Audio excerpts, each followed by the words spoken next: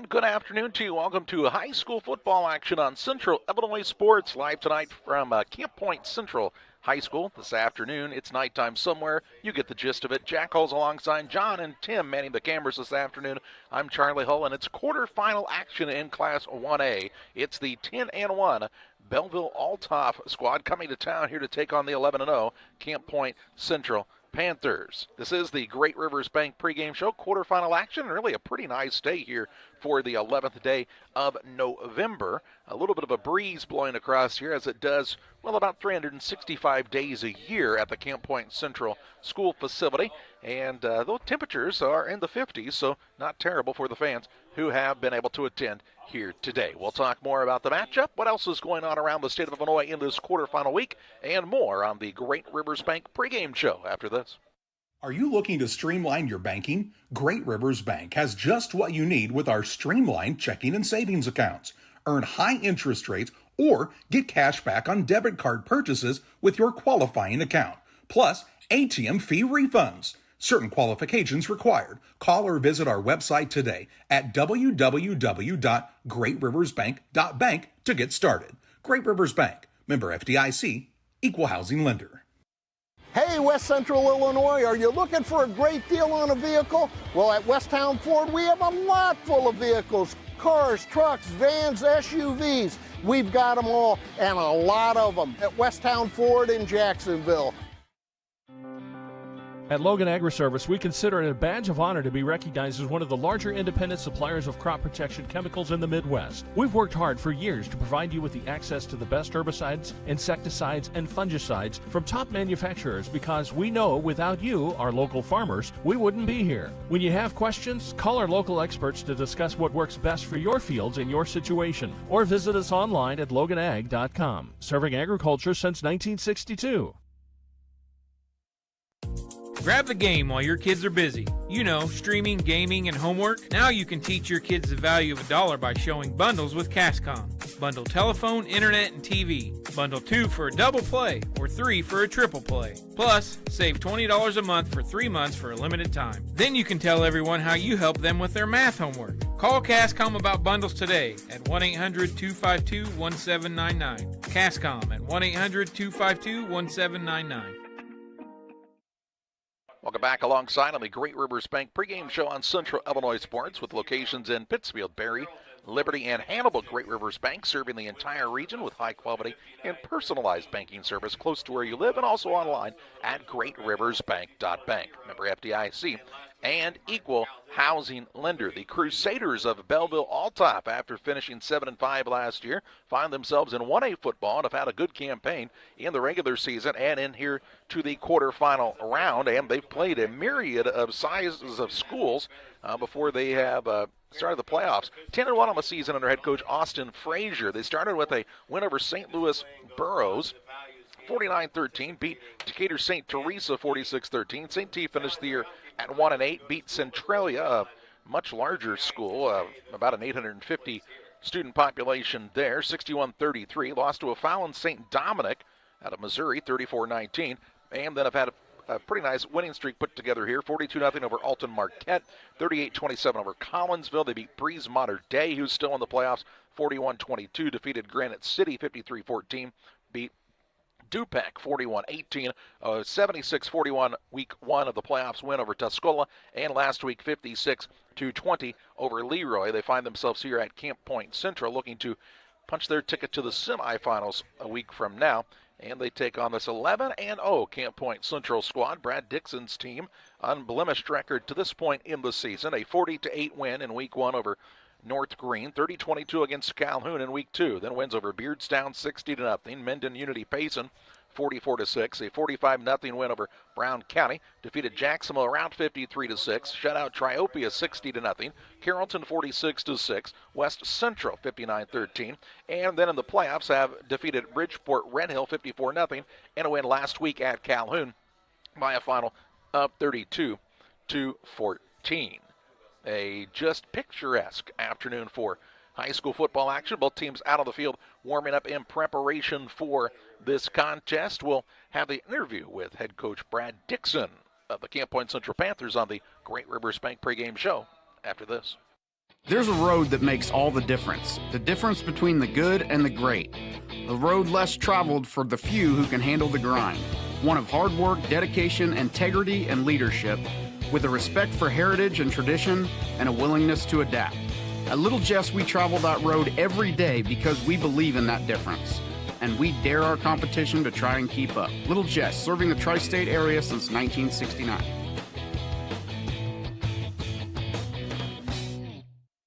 Luke and Aaron Fessler at Fessler Insurance are here to help you with all of your insurance needs.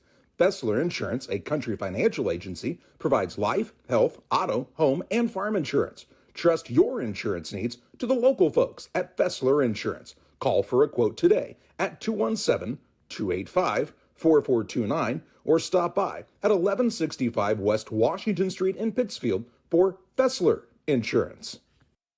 Cedar Lake Campground has been owned and operated by the Kramberg family for over 50 years. Located off of Highway 24 between Coatesburg and Camp Point, Cedar Lake Campground is a quiet family campground that you're sure to enjoy. With 60 RV spots with water and electric and our 5-acre lake, it's a perfect spot for a weekend spent fishing, spending time with family, and enjoying the great outdoors. Find out more about Cedar Lake Campground on Facebook or call 217-455-4602. Here in Pittsfield, we're focused on maintaining a healthy, diverse economic base to increase opportunities for our residents. Economic factors greatly affect a community's overall potential, and we strive to continue our prosperous culture. The availability of both commercial and industrial employment centers and new lucrative entrepreneurship opportunities are major assets for growth and development here in Pittsfield. In addition to providing employment and income to people, Pittsfield also boasts several tax incentive districts to further facilitate economic growth. Examples of growth and success can be seen throughout Pittsfield. Pittsfield is located within Pike County and widely known for the abundance of white-tailed deer, and is also home to companies that have Cattail Properties is a major local and international employer that truly embodies the local and economic spirit of Pittsfield. State-of-the-art communications and telecommuting are available here. Be sure to catch their televised series throughout the week on the Sportsman Channel. Come grow and be a part of something great in Pittsfield, Illinois. Welcome back on the Great Rivers Bank pregame show. Brad Dixon, the head coach of the Central Panthers. Quarterfinal action against Belleville Althoff. It's a tough challenge, but you're going to play, I think. Yeah, I mean, obviously, back-to-back quarterfinals at home is nice. We won a tough one on the road, but we knew if we won that one, we should be home if we can win out. And we knew that at some point we were going to see Althoff if we were going to make any noise, and it just happened to be the quarterfinals. So our guys are excited. They're ready. Obviously, we've got a veteran group, 12 seniors, junior and Elijah, and then a sophomore and Caden that have all played a lot of football for us. So the moment won't be too big for them. As I went through and kind of found some different video to watch and kind of get to know them a little bit, they're very athletic, no doubt about it. And you made the statement this week when I was watching your kids, one-on-one, we can't play with this guy or this guy, but we don't have to play one-on-one. We play as a team. Yeah, I mean, we got a gang tackle, obviously. They do a good job of cutting back and doing different things, so run fits will be huge. You got to be strong on the play side, otherwise they're going to take it to the house, but at any moment they can stop and reverse field and go back. They got a couple reverses, they've got some things. They'll run it downhill at you. Obviously, their line's, north of 300 pounds across the board, which is, we saw that against Carrollton. Obviously, this is just a little higher caliber than that, but, it is what it is. We want to keep the ball away from them as much as we can, but we're going to have to make some stops, whether that's two-point conversions, stop some extra points, lock down in the red zone, and that's all we can do. They gave up 40 points against Tuscola. I hope they give up 40 points to you today. Yeah, I mean, Tuscola did a nice job of finding some things that work for them. We got to try to get some double teams where we can. We got to use our misdirection, our tempo a little bit. A lot of teams go slow, but at times we want to go fast because they got a lot of guys going both ways. I don't think you're going to see us do a lot different on offense. We've got some things that we want to attack. We're going to have to make some plays, some big runs. It's nice to have a 200-pound fullback back there that can get us 4 yards at a pop, and that's a good number today. That wasn't even the fullback. He was a tight end when the season started, so Calhoun got to see somebody different. But each week, you seem to have found somebody different for Coach Ray to use a little bit more. Yeah, I mean, we ran Nick a lot last week, too. Obviously, when you can run the quarterback, you're getting an extra blocker. He's not just handing off. So that'll be key today. We got Skimmy. We haven't got going the last couple games because teams have been ready for him. Nate, Drew obviously has had a phenomenal, in my opinion, all-state caliber season. We get Joseph Friday rotating in there. Connor Griffin again. I think you'll see him have some more carries today, but he's just been blocking his butt off. So yeah, offensively, and the guys up front have done a phenomenal job. We've kept that group together all year. We've stayed, knock on wood, healthy. So all we can ask for is we got our whole team here today, and they're all healthy and ready to go in the quarterfinals. Jack Thompson, very tall, and against 5'10", 5'11" defensive backs, he can cause people some problems if Nick gets the ball up where he can land. Yeah, Jack's been a weapon we've used all year. We really didn't need him. We had the kind of the tie-up catch there that we didn't agree with how that one ended last week. But, we'll use Jack when we need to, obviously. I think you're going to see them pressing him, but we're going to use him, moving him across the formation and different stuff today. Try to confuse him a little bit. Leroy's the only team they've seen to do anything similar to us, so we use that to our advantage. But obviously it's going to come down to, whether call it coach speak or not, we're going to have to block them some really good players, and we're going to have to tackle some really good players. And if we can do that more than we can't, then we're going to give ourselves a shot. You usually have tackled very well through this season. In fact, the whole season. I don't see things changing today. They'll be a little stronger, but when you make good technique tackles, people go down. Yeah, that's what it is. We can't give up. They've lived off huge plays, 80 yards, 90 yards, 70 yards, 60 yards. I think Leroy's coach told me they scored every 3.5 plays against them, and obviously against Tuscola, they put up 76, so I think they're averaging 67.5 points or so versus 1A competition. So it's an enormous challenge. We're thankful to be at home. I think we're going to have a phenomenal crowd. I love our team. I love what they've done all year. And as a coach, that's all you can ask for. You got the guys you need. They're excited. They know what's going on. They've played their butts off all year, and that's what we're going to hang our hat on. And they ate good this week. They ate good at jerseys. They had pizza. They've had all kinds of things like that. But as you said to them, not many people have seen anybody quite like us either. Yeah, obviously people have seen wing T, but our version of it's a little bit different like everyone else's. We do things differently. Some of our schemes, how we get guys the ball, so without, I told them Calhoun knew exactly how they wanted to defend us. They had seen us. They're very fundamentally sound. They've played against double tight wing T many times over the years. I always tell people, we do what we do now because teams have done things against us. And today will be one of those games, and we'll come up with some answers for it, and we'll be better for it at the end of the day, and that's why we run the version of what we do, because over time we've developed, some reasons for doing things, and obviously with them not playing much of the wing T, they're trying to take their defense that's generally spread out and all that and trying to pack them in there, but obviously they've got some size and some really good players, so, their guys are going to make some plays, but hopefully we can short-circuit them a little bit with some motions and alignment things, and we'll go from there. A few years ago, you told me one thing I like to do in the playoff is play people we haven't seen before and they haven't seen us. And this is one of those opportunities. Yeah, that's what makes the playoffs fun. You want to stay away from your conference. Obviously, if you have really good conference teams like Greenfield last year or whatever, you're going to meet up eventually, Calhoun. But yeah, if you can stay away from your conference, it gives you a chance. This gives us a chance to really see where we're at as a program. A team like Althoff that's competed at the highest levels in Illinois and Missouri all year long. Only lost one time to a really good school, St. Dominic's over in O'Fallon, Missouri.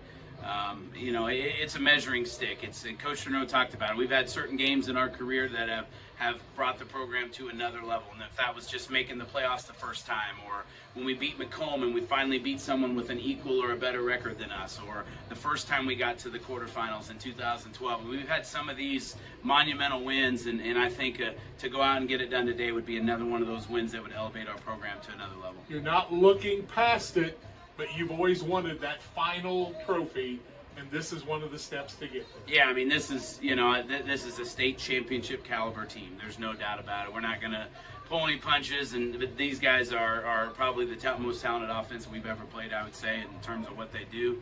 So it's somebody that you, when you get to this level of ball, you're going to see spread teams that are really, really good, and this is one of them. And so it's going to challenge us.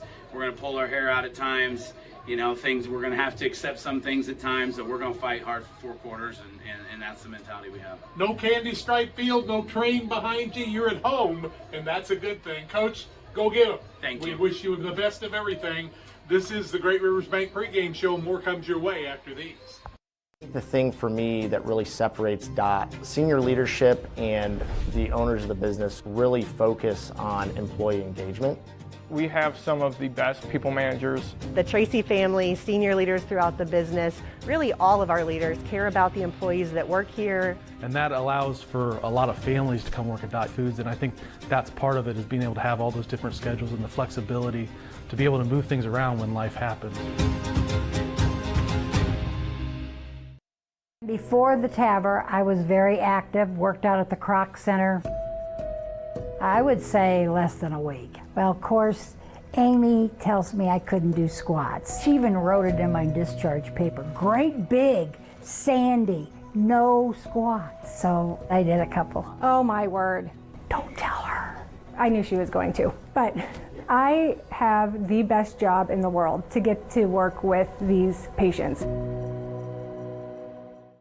Make your dream kitchen and bath a reality with help from Pike County Lumber. We'll create a design to fit your lifestyle and your needs. Quartz countertops, quality onyx that offers dozens of colors. From start to finish, trust the knowledge and experience at Pike County Lumber.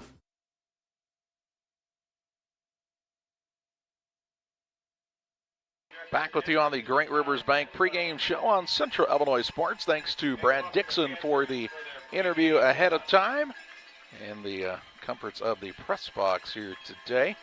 And we certainly do thank him for giving us some of his time. Camp Point Central taking the field for their final time here in the pregame warm-ups. A good-sized crowd here in attendance for this afternoon's quarterfinal contest between the Panthers and the Crusaders of Belleville Althoff. Jack Hall alongside. Jack, these two teams have actually met in the playoffs before. It was a 2A playoff at that time. Central was co-opted with Southeastern, and that added a little bit to the enrollment. Belleville Althoff dropped into 2A at that point in time, and it was a win for Althoff that day, 28-7, if I remember correctly, as it was about 10 years ago now that those two teams matched up down in the Belleville area here. They're playing between the cornfields in Camp Point. Now, last time they were at Lindenwood on the Illinois campus, that red and pink kind of white field. It was quite an interesting field, and that's what I referred to with Brad Dixon in the pregame.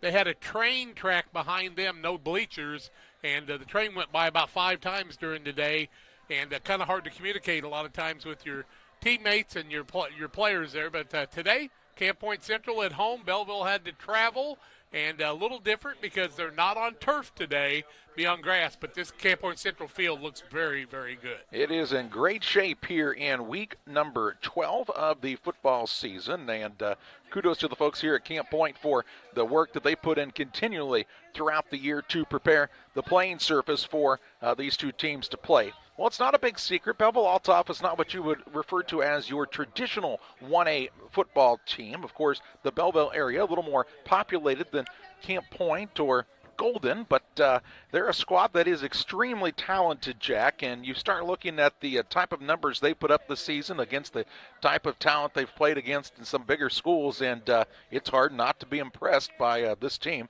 that the Crusaders put on the field. Well, they've got D1 talent in about 3 or 4 different places, kids that have played earlier years over in St. Louis and Cahokia and have decided to come to Belleville Althoff. I don't necessarily understand that, but and then the other part, of course, with the IHSA, things are a little different in how they do the multiplier. I noticed on the website today as I looked, they're at 288, but they're if they were multiplied, they'd be like at 480 something, which would take them out of 1A. I don't know that Belleville's played in 1A football ever before. Central, of course, moved up to 2A. But when they meant that last time, we saw those two big 6'7", 280-pound offensive tackles, and they were difference makers because that was the strongest Camp Point Central team physically I think I've ever seen. But I would say that's where this Althoff team has the advantage on paper for sure, Jack, is the offensive and defensive lines. When you're talking about putting guys up there that are 6'4", 288, 6 foot, 297, 6'2", 317, Central just doesn't grow those kids quite as big. Well, I'm not sure Belleville even grows them all the time either. As we looked at 250,000 people in the Metro East area there, about 66,000 in Adams County, 40 of them in Quincy, where they're playing a playoff game against a very good Mount Carmel squad.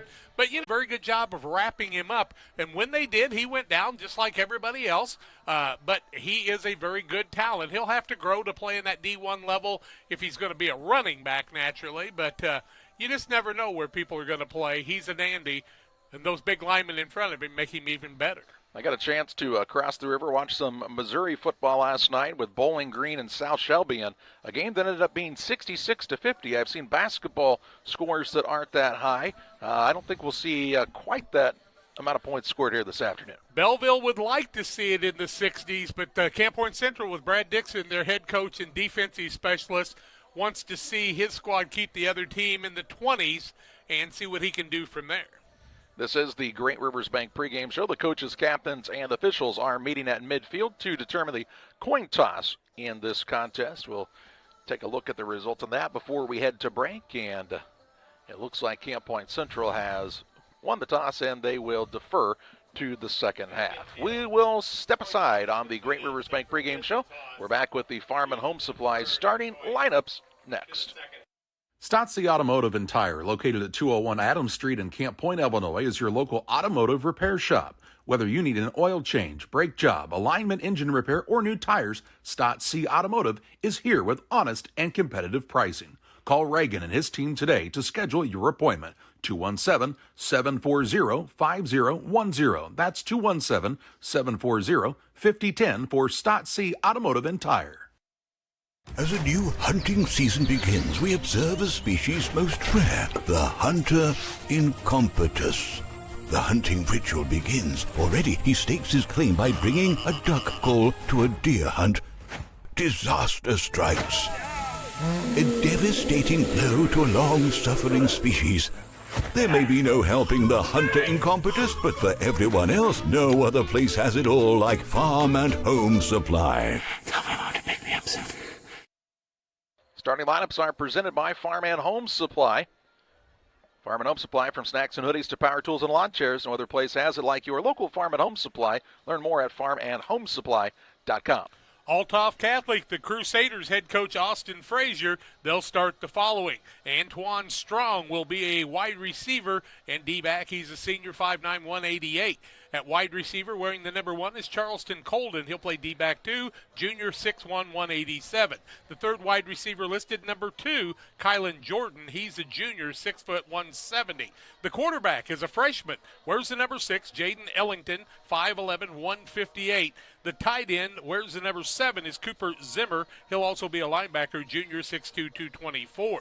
The running back today is number 10, Deere Hill Jr. D-back also, junior, 6', 183. On the defensive line is number 15, Wyatt Golden, 6'3", 229. At a linebacker, 18, Stephen Ake. He is a sophomore, 6', 191. Another linebacker wears the number 25, and Asher Peterson, a junior, 6', 191. Defensive line, 44 is his number. Christopher Jenkins, the name, senior, 5'9", 280. Two-way starter on the line, offensive defense, right guard, Javante Mosby, and he is a senior, 6'1", 260. Right tackle, 54, Peyton Lieb, a junior, 6'4", 242. At left tackle, 66, he's on the D-line too, Jason Dowell, 6'4", 288. A junior. Left guard, Rick Eastern, a senior, 6', 297. And the center's a big boy, 72, Cam Golden, junior, 6'2", 317. Brad Dixon's 11-0 team sends out the following today. It will be at split end, Jack Thompson, number 12, 6'4", 165. The tight end is Gavin Blewett on one side, Mason Miller on the other. Pair of seniors, they are 6'2" and 6'1", 185 apiece. The quarterback is Nick Moore. He also does the punting, 6'1", 185, and a senior. Left wing, Drew Paben. Return specialist also 5'9", 145, and a senior. Backer had 125 yards last week. Plays middle linebacker, 261, 205, and a junior. Connor Griffin plays the right wing, key blocker, also inside linebacker, 5'9", 180, and a senior. Left guard Reese Wilkie, also on the D-line, 6', 195, and a senior. Darren Rigg plays right tackle and outside linebacker, 6', 180, and a senior. Wes Crooks is a right guard and a nose tackle, 5'9", 205, and a senior. Left tackle on the offense, Robert Gooding, a senior, 6'3", 205. The center, Jaden Summey, number 75, 6'1", 205, and a junior. There's the starters for today's contest. Presented by Farm and Home Supply. We thank them for bringing the starting lineup to you each and every time here on Central Illinois Sports. This is the Great Rivers Bank pregame show. They're getting ready to have the national anthem here on the field in preparation for this afternoon's contest. Other 1A games going on today. Lena Winslow and Kewanee Wethersfield Anawan. That's at Leno. Chicago Hoop Academy is beating Oneida Rova at the moment, 15-7 with 9 minutes to play in the half there. And Cesar Valier is playing host to Greenfield Northwestern. 2A, Morale Forsyth is hosting Bloomington Central Catholic. Athens on the road in Southern Illinois at Nashville. Game tied at 7 in the second quarter there. Seneca hosts Wilmington, and Breeze Mater Dei travels to Shelbyville. On the 3A side, Lombard, Montini, and Princeton are 0-0 headed to halftime. Dupec and Byron are playing today in Byron. Roxana travels to Stanford Olympia, and Mount Carmel is in Tolona to take on the Unity squad. Of course, Rochester is at home this week again. They play Breeze Central in 4A. Murfreesboro travels to Harrisburg, and Elmhurst Immaculate Conception hosts Burbank St. Lawrence. 5A side, Joliet Catholic is at Morris. Mundelein Carmel hosts LaGrange Park Nazareth Academy. New Lenox Providence Catholic playing host to Highland, and Chicago Morgan Park heads to Wheaton St. Francis. Lastly, Quincy High is at home this week as they play host to Chicago Mount Carmel. The band will have the national anthem here. We'll have it for you on Central Illinois Sports with the Army Band and Choir. We kick off next. Central and Althoff on Central Illinois Sports.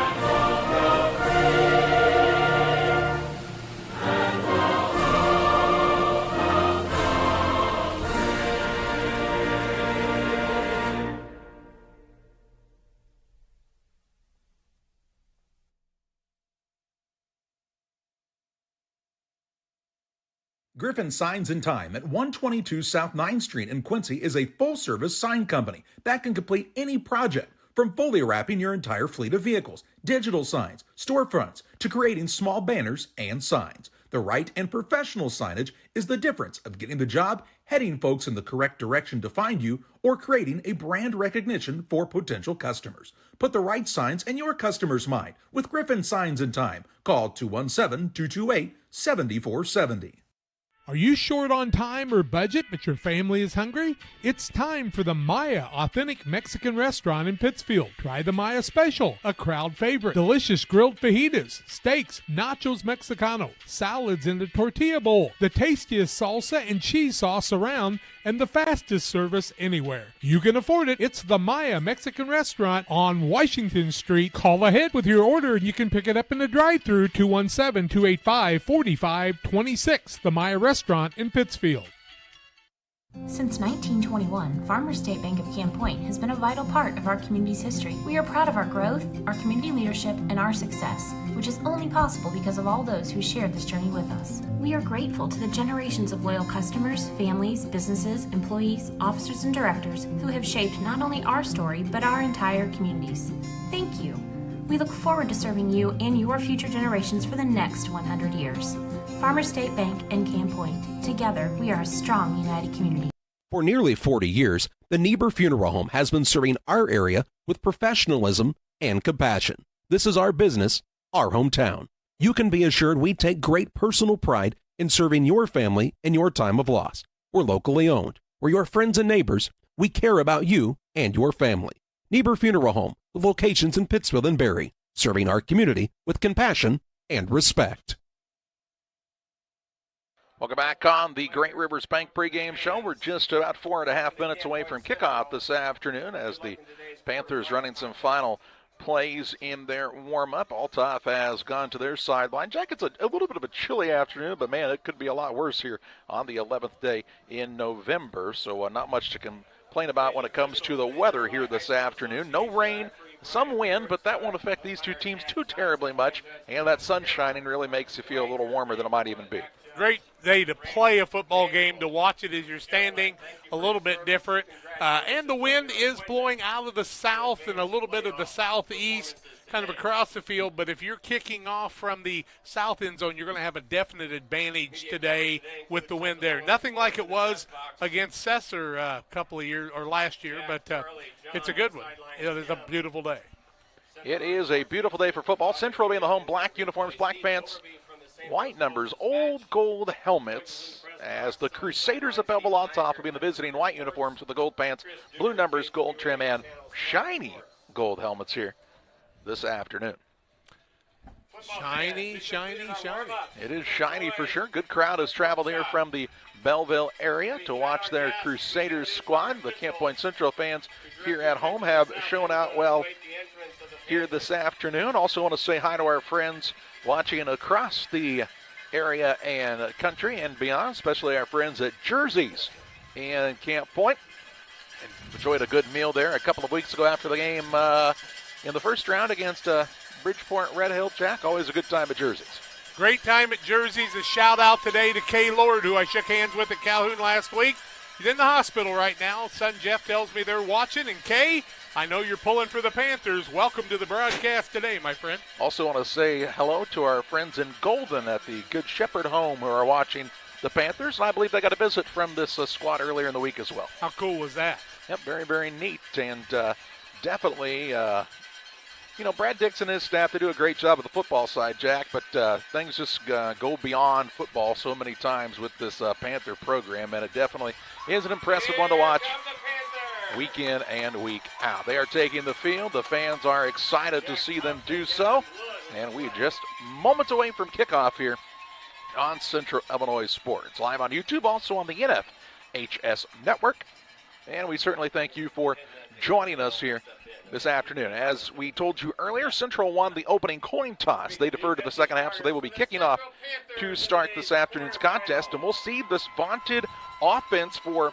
Althoff Catholic and head coach Austin Frazier, who has been putting up points like they've been going out of style. Jack, this team has a lot of weapons, and they put them on full display here. But Brad Dixon didn't change a thing. He's deferred when he's won a flip every time this year.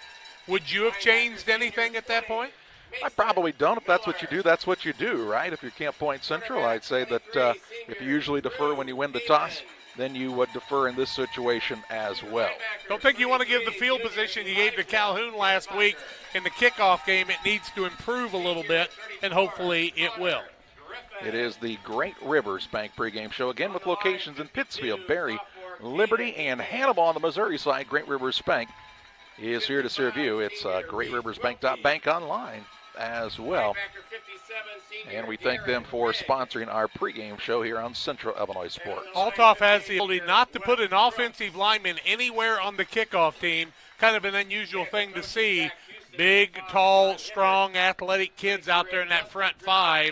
And they're loaded. There's no doubt about that, folks. Let's see how the Panthers react to that. Marco Rodriguez is going to go, I'm the littlest guy out here right now. He said, I made a couple of hits last week. I have to bring my Wheaties to get a couple of tackles here this week. The wind should be in Rodriguez's favor at the moment. Jordan is line 1st and 10 here for Belleville Althoff. Well, that's why he came up and kicked early. They didn't have time to back up, and with that wind behind him, he was able to kick the ball to about the 10-yard line. They picked it up, not much of a return. Got to do the little things, and that's one of them right now. Now, stay out of big plays. That's the second one. Here come the Althoff Catholic Crusaders. A single receiver wide to the right-hand side here to start the lineman way back deep, and what's going on right now? I think there's some indecision from the sideline on if they want to go for it or not. How much is on the play clock? 4, 3. Play clock is frozen. That might be a little bit of an issue here. Play clock is not moving right now. Now they reset the play clock. And what are they doing on the sideline there with Althoff? I don't know, Jack.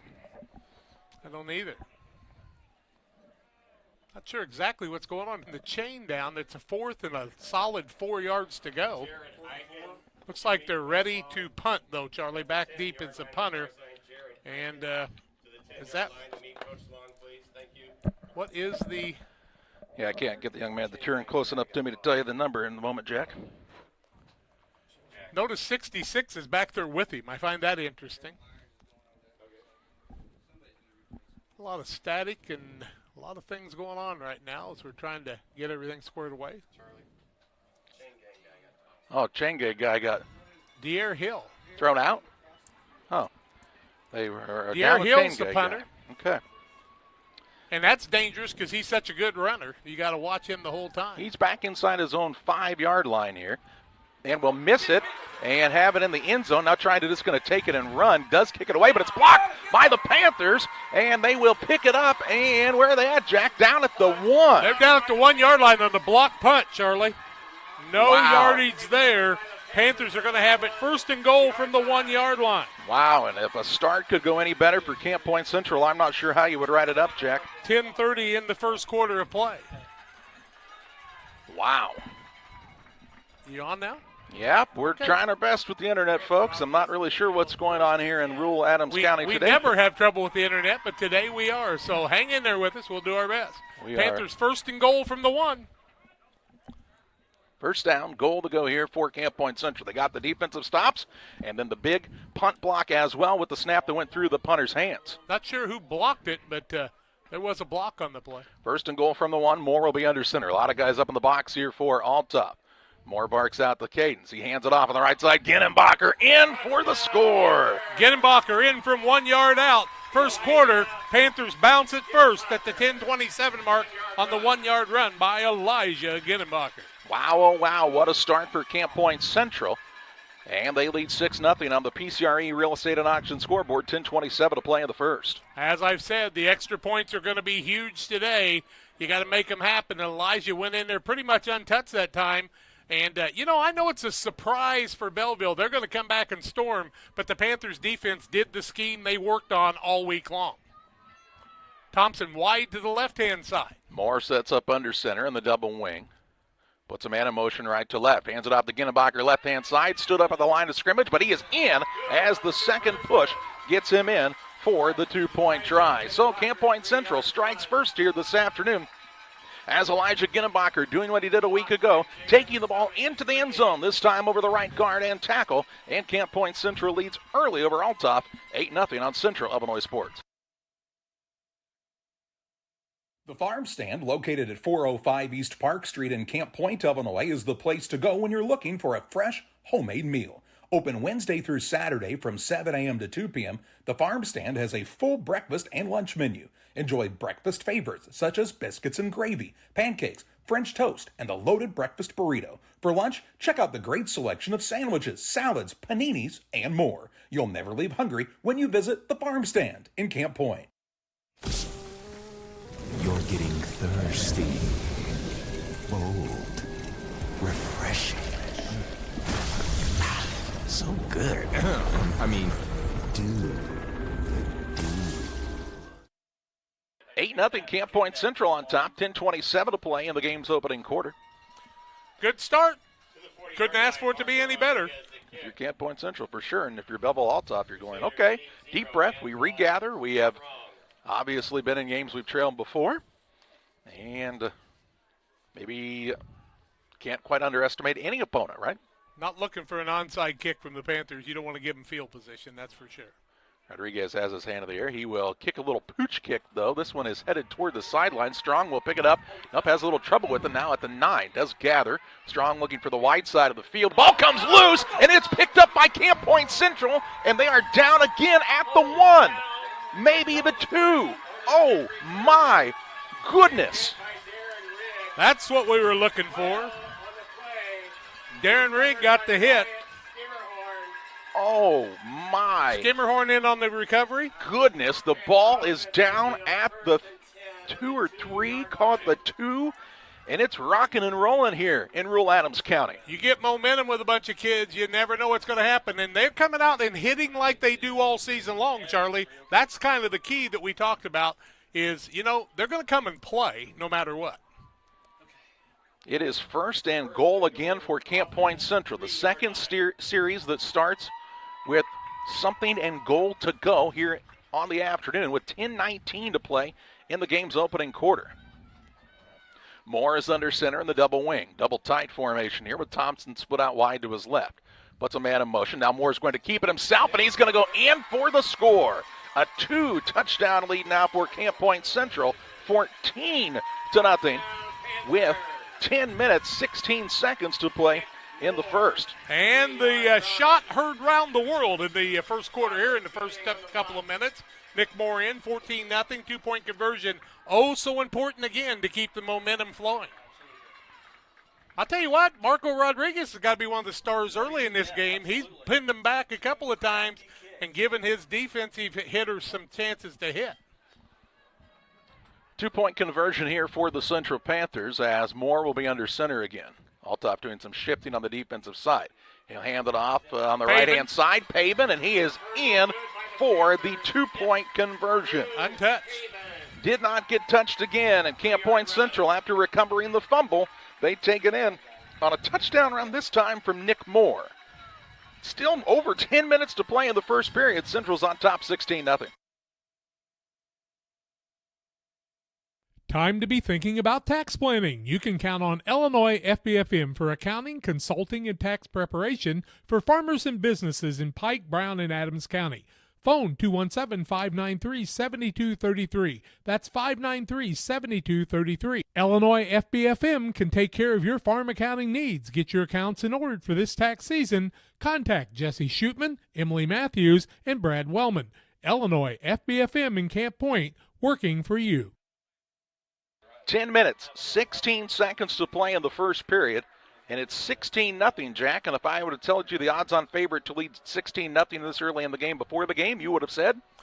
Belleville Althoff, they scored every 3.5 plays against Tuscola and against Leroy. They haven't had the ball on offense except for 3 plays so far in this one. But, guys, no confidence, overconfidence here. This is a tremendous program sitting there in the white jerseys, and they're going to try to – I'm surprised they didn't call timeout just to regroup. It is Rodriguez set to kick off once again here. And he has done well so far.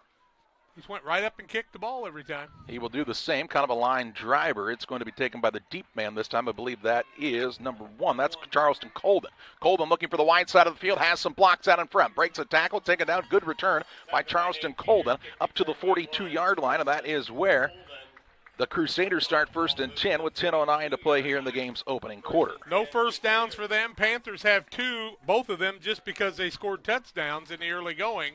Panthers defense going to have to pick it up here as they've given good field position to the Crusaders. Illini Express here to serve you with walk-in medical care when you need it. Open 7 a.m. to 7 p.m. every Monday through Saturday. Located on the south side of the square in Pittsfield, moving to their new location soon on the campus of Illini Community Hospital. Allington's in the shotgun. Got to get it out to Hill in some space. Has some good blocking out in front, makes a man miss. Breaks a tackle and is ridden out of bounds near the 50-yard line. Caught the 49, a gain of 7 yards on the play. It'll bring up a 2nd down and 3 yards to go for the Crusaders. That was Hill, correct? That was Hill. 7 yards in the tackle by Nick Moore that time as he got him into numbers, but after a big gain. 2nd and 3, just shy of midfield for the Crusaders. little surprised there wasn't a hold on that outside block. Trips left, single receiver right. Ellington takes the snap. He's rolling to his left. The freshman quarterback trying to get some running room out there. Breaks a tackle and is shoved out of bounds shy of the line of scrimmage. Looks to be around the 47-yard line. A loss of 2 yards on the play. This will result in a 3rd down and 5. I think that was Elijah Ginnenbacher that pushed him out that time, and Caden Niekamp, they say. So a 3rd down and 5 yards to go here for the Crusaders. 9:29 to play in the game's opening quarter. It's 16-0 Camp Point Central. Antoine Strong was really slow getting back to the line of scrimmage after going out for a pass that time. Strong is the 2nd leading rusher on this team and one of their leaders on the reception side. It is a 3rd down and 5. He will hand it right up the middle. Hill makes a man miss and has the 1st down. He showed his shiftiness that time from the running back spot. Gets it into territory for the Panthers to the 47-yard line. 6-yard gain on the play and a 1st and 10. 13 yards so far on 3 carries for Hill, plus a 7-yard reception. First down of the ball game. Rig in on the tackle that time with other help. Brad Dixon talked about in the pregame, though, a lot of these points have been scored on big plays, and the Panthers have been able to stay away from that at the moment. Althoff looking to get out in the open here. 2 receivers wide right, 1 to the left-hand side. Ellington again in the shotgun. Hands it off to Hill. Hill on the right side is taken down after a good gain inside the 45 to the 43-yard line. A pickup of 4 yards on the play. 2nd down and 6 for the Crusaders. Panthers really tackling the football there, though. Hill did a nice job hanging on to it because he got hit right in the football with a helmet that time. 2nd down, 6 yards to go for the Crusaders. No huddle offense here as they look to the sideline for the play call. Antoine Strong is split out wide to the right. 2 receivers to the left-hand side. Ellington hands the ball off this time to, that is Ellington himself, excuse me. He breaks another tackle, kind of retreated for a moment. Has enough for the 1st down, though. Forward progress down to the 35-yard line. A pickup on the play of 8 yards and a 1st and 10 for Belleville Althoff. 2nd 1st down as they started on their own 42. Now they're down to the Panther 35-yard line. And picking up yards in pretty good chunks right now is Althoff. 1st and 10, ran at the 35. Once again, you got to make them work to score. You're not going to shut them out, let's face it. I'm not going to shut anybody out today. 2 receivers right. Quarterback in the shotgun is Ellington. He will keep it himself now. Do a little designed option play. Throws it outside to Colden. Colden is stretching forward inside the 30, down near it appears to be the 27-yard line. A pickup of 8 yards on the play to Colden. Threw that pass backwards. Good thing Colden was able to catch it with one hand and then make a nice run after. 2nd down and 2. 7:37 to play here in the 1st. Althoff on the move in Panther territory at the 27-yard line. Ellington in the gun again. Barks out the signals. Hands it off to, keeps it again. Same play. They throw it off on the left-hand side again to Colden. Pushed out of bounds near the sticks. And it looks like he's got the 1st down to the 24-yard line. Needed 2, picked up 3, and a 1st and 10 for Central. Good job by Pabin on the defense that time. Looked like he might have caught a block behind him. 1st and 10 here from the 24-yard line.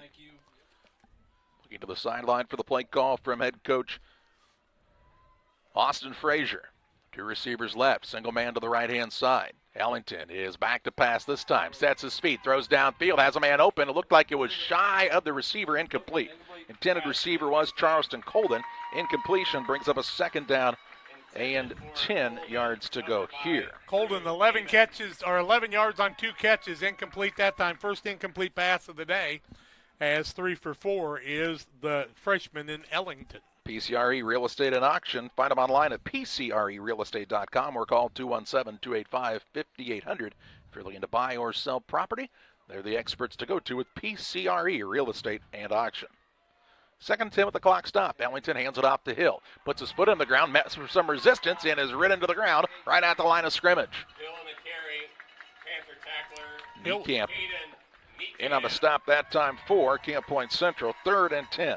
Sophomore doing what he does. Caden Niekamp told me how excited he was for Saturday, and that's what he wanted, was this game to happen. Now you got to put it up because it's 4-down territory, 3rd and 10 from the 24. They got a kicker that can put it through, but he'd be kicking into the wind if he tried it here, down 16-0 on the PCRE Real Estate and Auction scoreboard. And it looks like Althoff takes a timeout. We will as well. 6:26 to play in the 1st. Camp Point Central on top of Althoff, 16-0. United Community Bank has been serving our community in banking since 1973 and is a proud member of the Pittsfield Strong United community. UCB brings you the latest banking technology, security, and convenience you expect, delivered with friendly local service you deserve from your community bank. UCB invites you to stop in for a visit at number 1 Professional Plaza in Pittsfield, or you can find them online at ucbbank.com. United Community Bank, the leader of community banking, member FDIC, equal housing lender. Sign up for a Saki Rewards debit card. At Game Masters in Quincy, we're passionate about the outdoors. Game Masters has the largest selection of gun safes in the tri-state area. That's right, everything from the vaults, vault doors, and safe accessories. Only the quality brands like Fort Knox, American Security, Browning, and Liberty. Come in and check out the displays or go to GameMastersOutdoors.com to check out the selection online as well. Clothing, fishing, hunting, gifts, and more. We're passionate about the outdoors. 6 minutes, 23 seconds to play in the first quarter. It's a 16-0 lead for Camp Point Central. Althoff took the timeout, their first of the half. And coming out of the timeout, they'll have a 3rd and 10 from the Camp Point Central 24-yard line. I've seen a clock guy get thrown out of a game before, but I don't know if I've ever seen a chain gang guy get tossed. But now you have. Yep. 2 receivers split wide to the right. A single man to the left-hand side is Antoine Strong. Allington, the freshman quarterback, 5'11", 158 pounds, is in the shotgun with Pierre Hill Jr. standing to his right. Looks to the sideline here as Coach Frazier scans the defense. Still plenty of time on the play clock, 14 seconds to play. On that clock ticking down here, they put Hill in motion out to the right-hand side. Looking downfield, Allington looks in the end zone, back deep, and it's tipped by Blewett, incomplete. 4th down. Nice job by Gavin Blewett that high on the defense. And who was the intended receiver? I don't know, Jack, but a flag is down here. And let's see what the flag is about. The official tells us this is, well, he's going to take a moment. Still wandering. And let us know it is an illegal shift.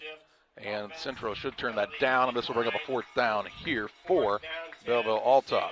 Don't want to give them 2 extra plays, but 4th and 10 this deep. It's kind of hard to turn down that 5. If it was a 15, you wouldn't have turned it down, I'm sure. Yeah, I don't know, Jack. I don't think you want to try to give Althoff any more plays than they earn here if you're Brad Dixon's squad, and they agreed with us for a moment. Or we agreed with them, probably more suitable. 6:18 left first quarter, 16-0 Panthers.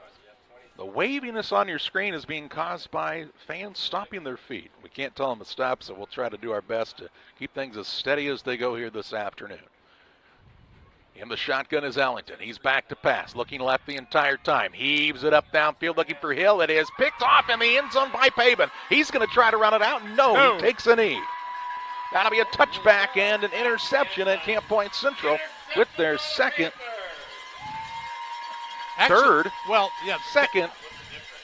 turnover of the day. I guess the block punt was not really a so far turnover. You got a block punt and a fumble and an interception. Panthers got it 1st and 10 from their own 20. 6:11 to play in the first, and this time they're going to have to run their offense a little bit farther down the field, Jack.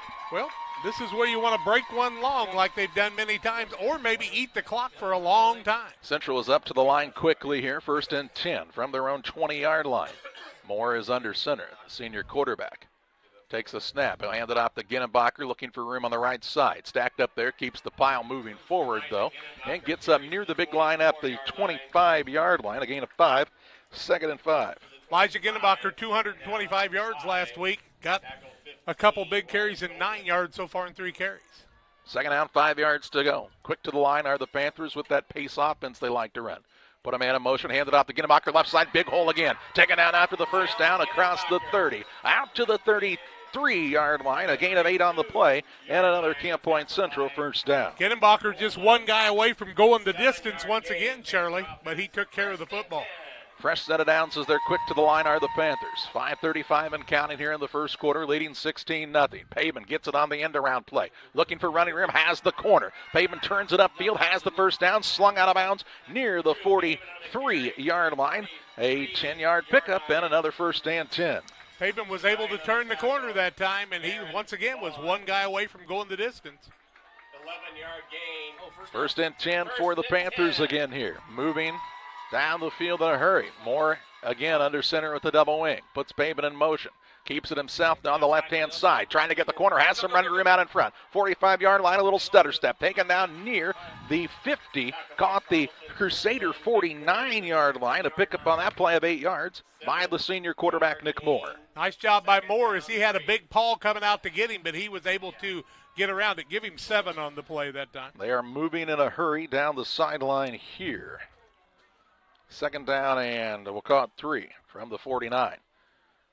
Moore hands it off. Griffin on the right-hand side. Hit, keeps his legs moving, stretches forward. First down to the 46. First carry for Griffin on the day. And it's a 1st and 10 for Camp Point Central. They just keep coming at you right here, Jack. 4 more yards. Sideline comes Griffin. Skimmerhorn into the ball game. Did we switch out 3 guys or just 1 that time? Well, Ginnenbacher appears to still be at the fullback spot. Yeah. Moore comes back to see Coach Ray, and he said, "You sure you want to run that?" And he said, "Yeah, I do." Play clock is stagnant at the moment. Play clock's having its problems today. Trouble with the connection on the left side, but the one on the right is running. Panthers, although looking at the one at the north side of the field. It is. Moore under center on a 1st and 10. He'll hand it off to Ginnenbacher running to the right-hand side. The big bruising fullback takes it inside the 45 down to the 43-yard line to pick up a 3 on the play. Where have I heard that before? Good friend Chuck Shireman. Talked to Chuck. He said his son Trey is, I call it a 2-yard pickup, by the way, Jack. Okay. Son Trey has joined the Armed Forces, and we thank him and all of our veterans on this Veterans Day. Fine young man, that Trey Shireman. Good football player, and he's going to do good things in the military. Ball is resting, they say, officially at the 44-yard line for the 2nd down and 8. Moore looks to his right, now the left. Puts a man in motion in Skimmerhorn. Skimmerhorn trying to get the corner. Cuts it upfield, and not much there. Gets back to the line of scrimmage, and this will bring up a 3rd down and 8. Might have got that half a yard on the play, and it'll be 44. No gain on that play. And a 3rd down and a critical play here early in this contest. I don't think this is 4-down territory if you're the Panthers. You want to keep them deep. If they don't make it here, I think you punt. I would tend to agree with you. Got the wind at your back here. Maybe you look at Moore putting it in the air to the big man and Jack Thompson. Doesn't happen often. Thompson, the wide man to the right-hand side. Put a man in motion. Back to pass goes Moore. Let's set up the screen pass to Pavin. Pavin has some running room. Tiptoeing along the sideline. Cuts back in. Stays on his feet. Stretches forward. Inside the 30. Down to the 28-yard line. 16-yard pickup and a 1st and 10 for Camp Point Central on a big-time play on 3rd and 8. First pass play of the day, 1 for 1. Moore was 0 for 3 last week, 16 yards. Pavin just found the sidelines, and he likes the tight roping. He may have a career in that. Yeah, he might be walking over the Grand Canyon like the Walinda brothers here pretty soon, but he did tiptoe along there. And Pavin, he's a kid who has shown you he's not afraid of contact, as you see his run again on the Northwestern Mutual Instant Replay. Thanks to Sheila Davidsmeyer, Northwestern Mutual in Pittsfield, for sponsoring the instant replay. Here's a pitch outside to Ginnenbacher. Looks for some running room. Not a lot there this time. Going to take him down near the 25. Where are they going to officially mark it? 27-yard line. Pick up a yard on the play. Caught 2. Javante Mosby in on the tackle that time. The big guy is Mosby, 5'10", or 6'1", 260. Kind of undernourished is that young man, looking comparing him to the rest of the guys. A lot of guys playing both ways, though, for this Althoff squad. Haven't had much time to set up either because the Panthers went no huddle quite a bit. Moore is under center, puts a man in motion, draws Althoff offsides. 5-yard penalty will make it 2nd down and 3. That's the way, you like it. They like to start that wing on the left-hand side, and one of the interior linemen, that big stud in Jason Dowell, jumped off sides that time. What is it they say, Jack? Everybody has a plan until you get punched in the mouth. Althoff has been punched in the mouth here in the first quarter, and they have not responded to this point. 2nd and 3. Yeah, 2:07 and counting left in the first quarter. Panthers on the drive, leading 16-0. They want to come away with points here if at all possible. And Doug Elledge used to talk about, if you get punched in the mouth, how are you going to react? So far, the Panthers have reacted fine because they haven't been punched yet. You think Doug's been punched in the mouth before? Probably. Moore under center puts Griffin in motion. Hands it off on the left side. Ginnenbacher tiptoeing around. Now he puts his shoulder down and drives through the tackler at the 15-yard line. Enough for a first down here. Pick up on the play of 7 yards and a 1st and 10. 7th first down of the ball game for the Panthers. 1:40 and counting left first quarter. I wouldn't be in a hurry. They have been kind of going between the pace and then running some time off the clock here as Central. A drive that started at their own 20-yard line following the interception by Drew Pavin.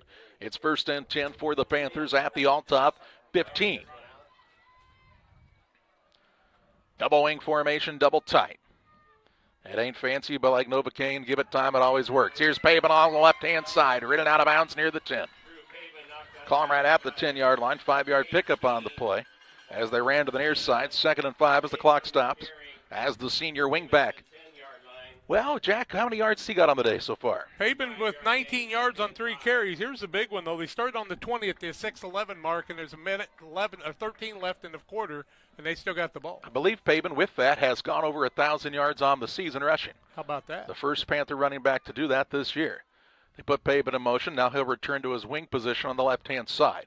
Moore looks to the sideline with 11 seconds still on the play clock. 1 minute and 13 seconds to play in the first quarter.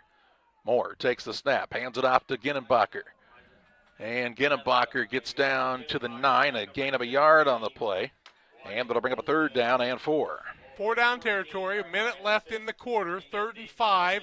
Panthers can get it down to about the 32nd mark. They've got the wind at their back, but I don't know that they really care about the wind that much at this point, except for kickoffs. If you could score here and be able to kick off one more time with the wind at your back, I guess it'd be fine. I don't remember the exact number, but they had more players than at any point in the season run 21 miles an hour plus. Jack? 21.8 miles an hour. Have you ever run 21 miles I don't an go hour? that fast on my bike, I can tell you that. Moore takes the snap. He hands it off to Pavin along the right-hand side. Has a blocker, has a hole, and he has a Panther touchdown. 9-yard run for Pavin comes at the 32nd mark of the first quarter, and it's looking like Lexington right now. Is there a flag on the field? See what the flag's about. Is that a flag at the 4-yard line? I don't think it's a flag, is it? Yeah. Yep.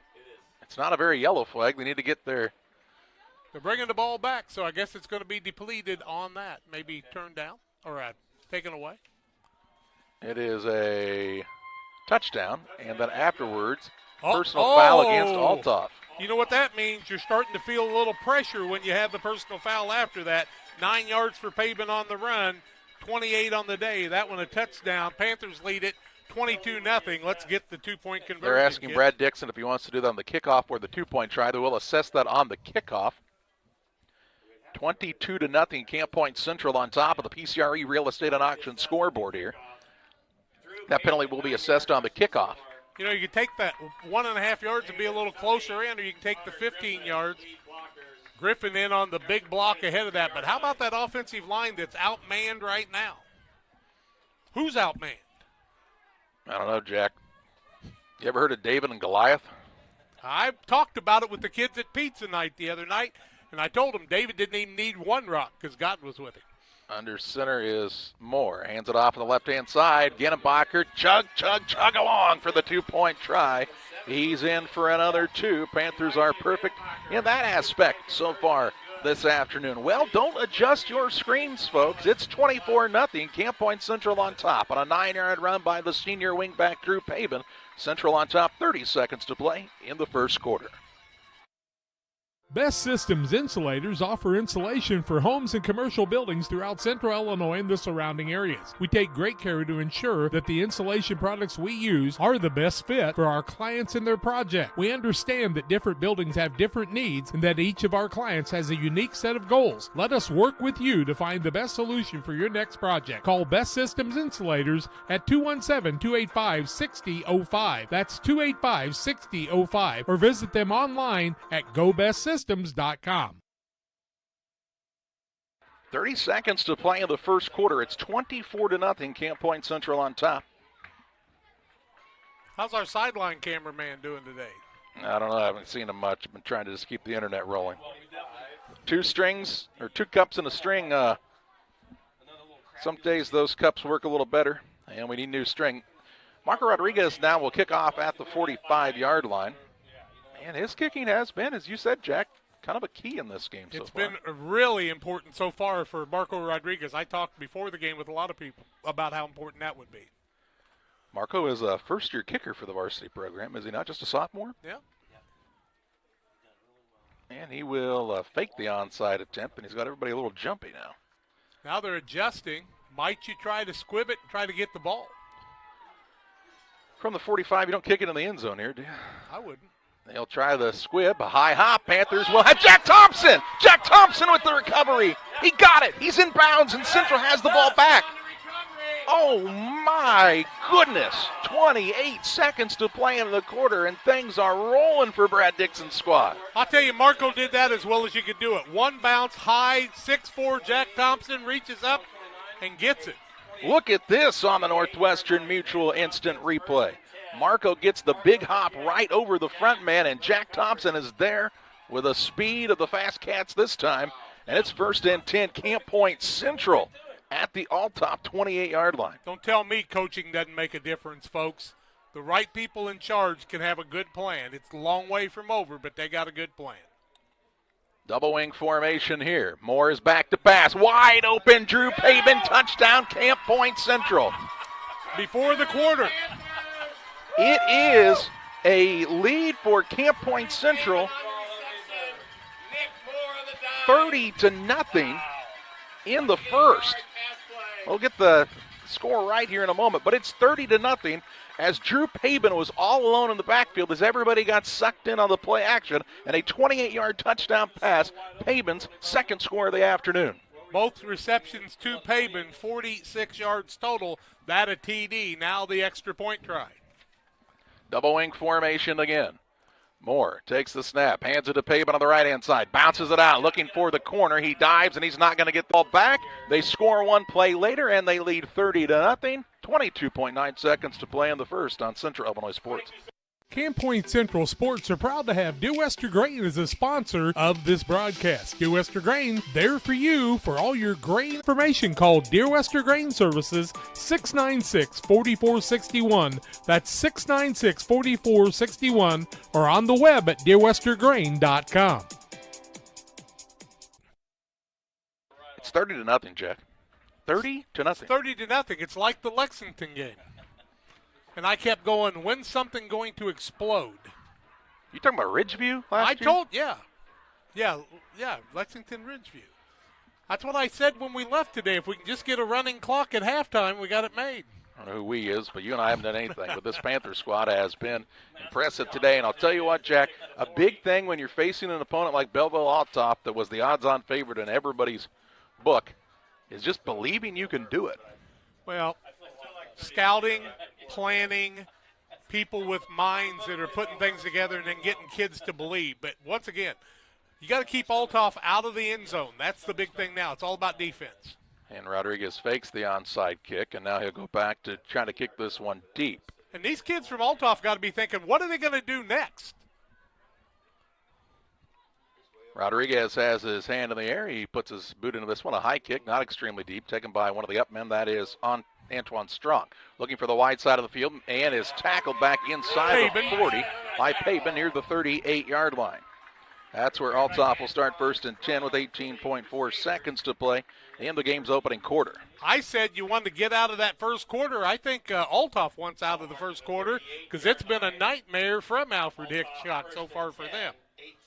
What a tackle by Drew Pabin there. And the Panthers are selling out right now. And you keep gaining confidence after one after the other when you do that. Trips right here for Althoff as the young man in Jaden Ellington is in the shotgun. Looks to the sideline for the play call here. And Coach Frazier, he's looking for a receiver on the left side. He says, you got to go. Oh, man. Now they bring two guys. He's going to have to call timeout. No, 8 seconds on the play clock. He didn't come inside the... He did. He's inside the numbers. Here's a back to pass. Going to complete it out to Kylan Jordan. Jordan still on his feet. Flag flew early. 2 flags, in fact. Jordan takes it inside Camp Point Central territory to the 49, but this one's coming back. I think we're going to have an illegal substitution and an illegal block, Jack, both here. Yeah, both going to happen, and the coach knew the problem right off the bat as the man was late coming onto the field. And, you know, that's the other thing. Have you ever been in adversity before where things start falling apart and you start yelling at each other? We've seen that with a basketball game a few years ago at Macomb. You start yelling at me, Jack. we're going to have a problem. Yeah, because I don't think he can take it. You'll cry. Legal substitution here to bring up a first, and they're going to turn that down. Ooh, they're going to do the illegal block. Illegal. Or That's hold. And the hold is just inside of the original line of scrimmage. This is about a first and 20. It was right at the line of scrimmage, so it's 1st and 20 from the 28 now. 12 seconds left in the quarter. Will it ever end? Panthers said we'd like to score again before this quarter's over. 30 to nothing. 30 to nothing. And they're still having trouble, and I don't think they're going to hike the ball before the quarter, are they? 5 seconds. I think we'll have one more play here. Ellington's in the shotgun. He hands it off to Hill. Hill looking for running room along the left-hand side. Little stutter step. Now he's got the room. Look out. Here come the Jets. He might be gone. One man to beat in more. Cuts back, and there goes De'Aaron Hill Jr. to the house. He finishes the first quarter, but a penalty flag is back at the 29-yard line, is it not? I think we might have a penalty flag. Penalty flag back here after Hill's 80-yard run, so hold on just a moment as the quarter has ended. 72-yard run, and the referee will tell us that it is what? Holding. A hold. A hold in the backfield, and that negates the touchdown run, and that sends us to the second quarter. Camp Point Central 30, Althoff nothing. We're back with second quarter action after this on Central Illinois Sports. The caring and experienced professionals at Hamilton Funeral Homes are here to support you through this difficult time. We offer a range of personalized services to suit your family's wishes and requirements. You can count on us to help you plan a personal, lasting tribute to your loved one, and we'll carefully guide you through the many decisions that must be made during this challenging time. You're welcome to call us at any time of the day, any day of the week. Visit our funeral home in person or on the web at hamiltonfuneralhome.com. Call 217-593-6517.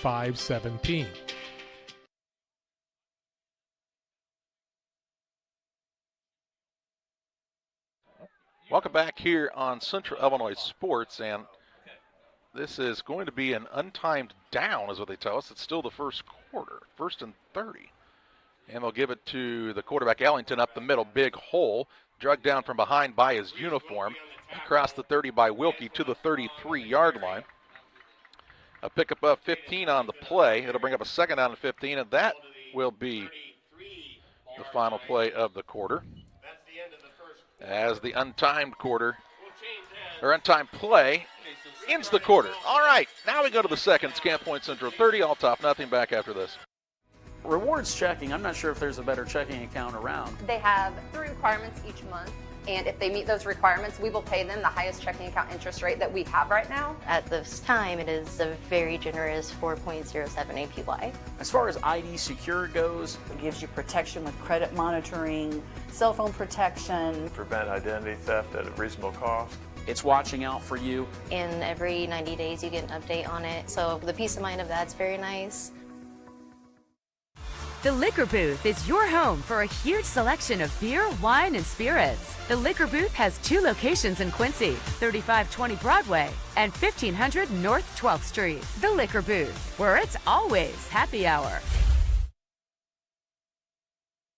We're ready to start the second quarter. It's Camp Point Central 30, Belleville Althoff nothing on the PCRE Real Estate and Auction scoreboard. And yeah, I agree with some of the folks in the chat, Jack. Camp Point Central's speed in this game has been big, especially on my defensive side. We might have talked about this a few times. It's great to be big, but I've never seen a team as fast as this Panther team in this size football. And, I know it's 30-0 just starting the second quarter, but Althoff might wish they were back in 2 or 3A. Yeah, I don't know. The way Hill got away on that one play that was called back to a hold, Jack, shows you they can score in a hurry. Yep, they can. So the penalties have been all against them, 40 yards in 5 calls so far today? Maybe. I'll tell you in a while. Trying to get internet to work better. Sorry, folks. We're doing the best we can do. It usually always works great here. Usually always. That's an oxymoron, isn't it? I don't know. 2nd and 15 for the Crusaders from their own 33-yard line. Ellington in the shotgun, trips to the left-hand side. Hill is the back to his left in the backfield. Stands 6 yards deep. Puts a man in motion from the right to the left-hand side. Going to pitch it outside here to Charleston Colden. And Colden is going to be taken down back near the 31. Griffin in on the stop. They'll mark him down right at the 30, in fact. A loss of 3 on the play. and it's a 3rd down and 18. 2 first downs so far for the Crusaders. Panthers have 9 first downs in the ball game. 3 turnovers on the Crusaders? Well, I mean, no, it's not true. A block punt, an onside kick recovered, and a fumble and an interception. So 4 mistakes. Is that all that's gone Central's way so far? Well, and a lot of hitting so far, too. I mean, you got to admit, they've been hitting people. Trips right, single receiver to the left-hand side. Ellington is in the shotgun once again on this 3rd and long. Puts Hill in motion, back to pass. Looking for Hill now, swinging him out of the backfield, open along the sideline. He goes up, but it's too high. Incomplete, 4th down. Pabin was looking to intercept it if he could, but it was overthrown on both of them. Drew had the best coverage on that one. It is 4th down and 18 yards to go for Althoff. Back at their own 30-yard line, and what you would assume would be the punt team coming on the field here, and a lot of new bodies in and out for the Crusaders. Yeah, I'd say you want to punt here because you make a mistake here, anything can happen. Remember the last time they tried to punt, they hiked it over the punter's head. And so the pressure is feeling that a little bit. Hill back there. And it's interesting, the man that's his protection is Jason Dowd, the 6'4", 288-pound junior. Pretty good guy to have as a protector. Yeah. If I was picking one, I might pick him as well.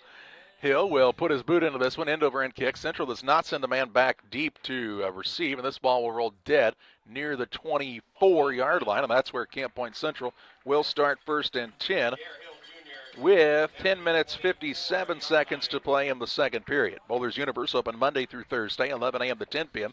Fridays until midnight, Saturdays 4 to midnight. They offer a great menu, burgers and fries, specialty pizzas. Try the great wings as well at Bowlers Universe in Pittsfield. Block punt. Then what do we have next? A fumble. Then an onside kick. Panthers with 4 touchdowns and 4 tries. They've made 3 of the 4 extra points. They've got it 1st and 10 at the 10:57 mark of the 2nd quarter, leading 30-0. Call it the 25-yard line as Nick Moore brings the play in from the sideline. The ball's already out there. Thank goodness. Double wing formation for the Panthers. A lot of men up in the box here for Althoff. They're stacked in their box. They'll hand it off around the end. That's Pabin looking for running room. Little stutter step, and he's going to be taken on a nice tackle this time by Charleston Coleman. Loss of a yard of the play brings up a 2nd down and 11. Colton kind of put a little extra urge on that tackle that time, trying to send a little message to Pabin, who weighs 145 pounds. Pabin would like to answer that with waving goodbye. Charleston Colvin is a 6'1", 187-pound junior. A lot of juniors on this team for the Crusaders. 2nd and 11 for Camp Point Central, just underway in the 2nd quarter. Single receiver out wide to the left-hand side will be Thompson. Moore calls the line set. Puts a man in motion. He'll hand it off on the left-hand side. Now Connor Griffin on the counter. Breaks a tackle. Needed one more block, and he might have been gone for the big play. Instead, he gets it to the 30-yard line, a 6-yard pickup, and this will bring up a big 3rd and 5 here. Yeah, Mason Miller was right in front of him, couldn't find the man to block, and Griffin got there before he did. Or that one could have been even more damage. 3rd down and 6 yards to go here for Camp Point Central. Under 10 minutes to play in the half. They'll split Pabin out along the right-hand side along with Thompson. You don't see this formation much. Moore is under center. Now comes back out from the center as he'll look to Coach Ray on the sideline here. 10 seconds on the play clock. Panthers, Moore is as cool as a cucumber here. Puts Griffin in motion, hands it off along the left-hand side. Elijah Ginnenbacher. Not much there as far as running room to the 32-yard line, a 2-yard pickup. It'll be 4th and 3 and a punting situation for Camp Point Central. First time the Panthers are in punt formation today, and they will be under 9 minutes before the punt comes off. Skimmerhorn comes in to add speed, along with Gavin Blewett on the outside. Moore is the punter. The Panthers faked the punt a week ago against Calhoun. What was a big play in that game with Moore keeping it on the quarterback keeper. 4th and 3 here. You'd think they'd punt it. He'll stand near his own 21-yard line. Hill is back near the 50. Moore is going to fake it. Rolling to his right, looking for someone to throw to. Turns it upfield. He puts his shoulder down, and I think he has the first down. He does. They did it again. They did it again. Another fake punt and a gutsy play call. They give it to Moore. They say, take it and go, young man, to the 37-yard line, and a 1st and 10 for Camp Point Central. Needed 3, got 5. Panthers pick up their 10th first down of the ball game. in the second quarter. New set of downs for the Panthers at the 8:42 mark. You see Moore kind of looking around. It was a long time, and I don't know what the signal is from Casey Ray on the sideline, but he said, go ahead, run it again. He kind of kept everybody locked up by keeping his eyes down the field and finished the run at the end. Put his shoulder down to get that extra yard and a half he needed. Fresh set of downs from the, where are we at, Jack, 37 here? Yep. 36, we'll call it. Ball carrier along the left-hand side, Elijah Ginnenbacher up to the 39-yard line, gain of 3 on the play. Second down and 7.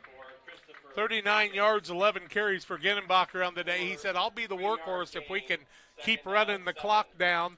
Second down and 7 yards to go. 8:20 and counting. 30-0 Panthers on the PCRE real estate and auction scoreboard. It's on the 39-yard line, they say. 39, that's what I have. Yep. Second down and 7. Moore again under center. This time Thompson split wide to the right, and a false start is going to be whistled against Camp Point Central. So their first penalty of the afternoon will make it 2nd and 12, back of the 34. It'll be a 5-yard penalty, and those are the ones that get you. It'll make it a 2nd and 12. The one thing that does happen, though, is once they set the ball, they start the clock again, so you're actually going to take more time off because of the penalty.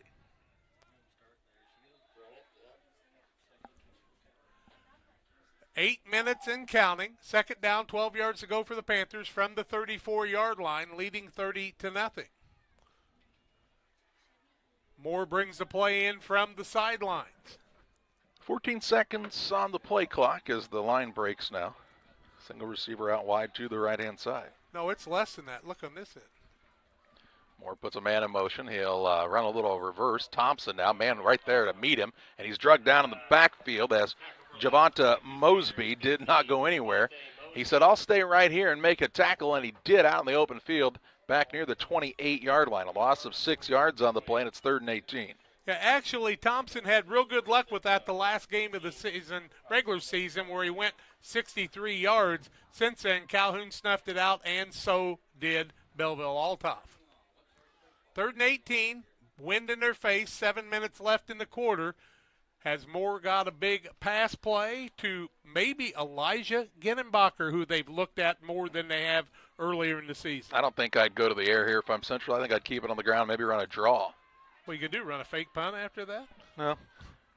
Just keep the clock moving. They'll give it off. Nope, Moore back to pass. He's looking for Pabin. Pabin plays the ball, makes the catch, and takes a big hit up near the 43-yard line, a 15-yard pickup, and it'll bring up a 4th down and 3.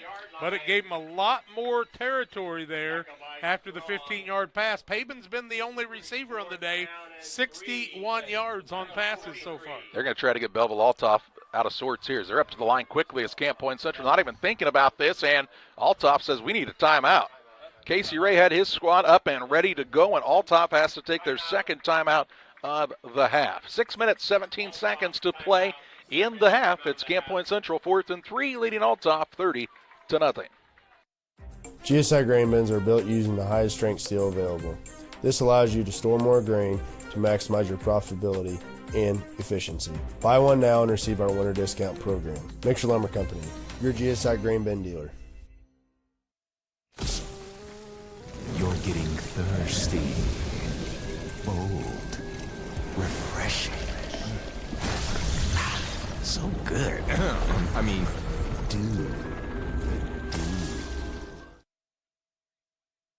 6:17 to play in the half. Central looked like they were going to get up and go there. Forced Althoff to call the timeout, Jack, but I can't imagine that Central has any intention of really going for it here, do you? No, but I think you're going to see Pabin on that hard count bounce, trying to get him to jump.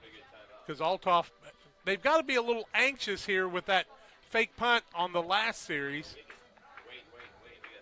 But, I mean, the time of possession in this game is like Althoff has hardly had the ball. Well, Brad Dixon said that's what they try to do, and they have so far. I mean, they've had some things really go in their favor, but they've made a lot of those breaks. Casey Ray comes out with a hop and he stepped there. I don't know what he told him, but he just kind of hopped up on one foot. Single receiver left. Central going to go for it from their own 43-yard line, it appears here. In the double wing formation. 5-man front for Althoff.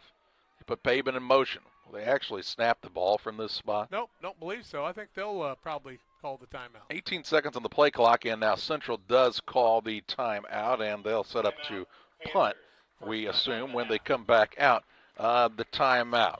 6 minutes, 9 seconds to play in the half. It's Central on top. We're back to live action after this break.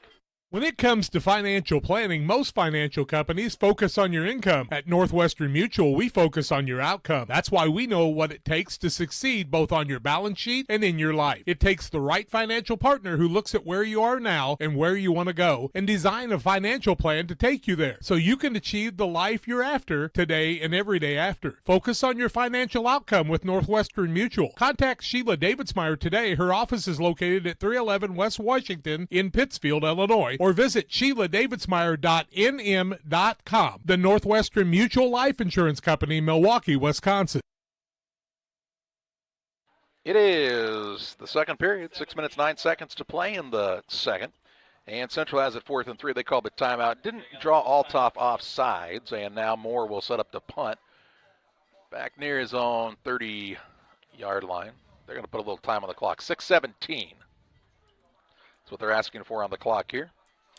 5:50 left in the second quarter, I think, at Cesar, tied at 8. Tight game there. Moore stands at his own 30. He already faked once on a punt on this drive. I can't imagine it would happen again. Hill stands back near his own 32, and I can't imagine Central's really going to give him much of a chance to return a punt here either. A good snap. Moore puts his foot into this one, headed toward the sideline and out of bounds. Not an extremely far punt. I'm going to guess this is going to be at about the pretty good. No, he's going to walk up and at the 30. Wow.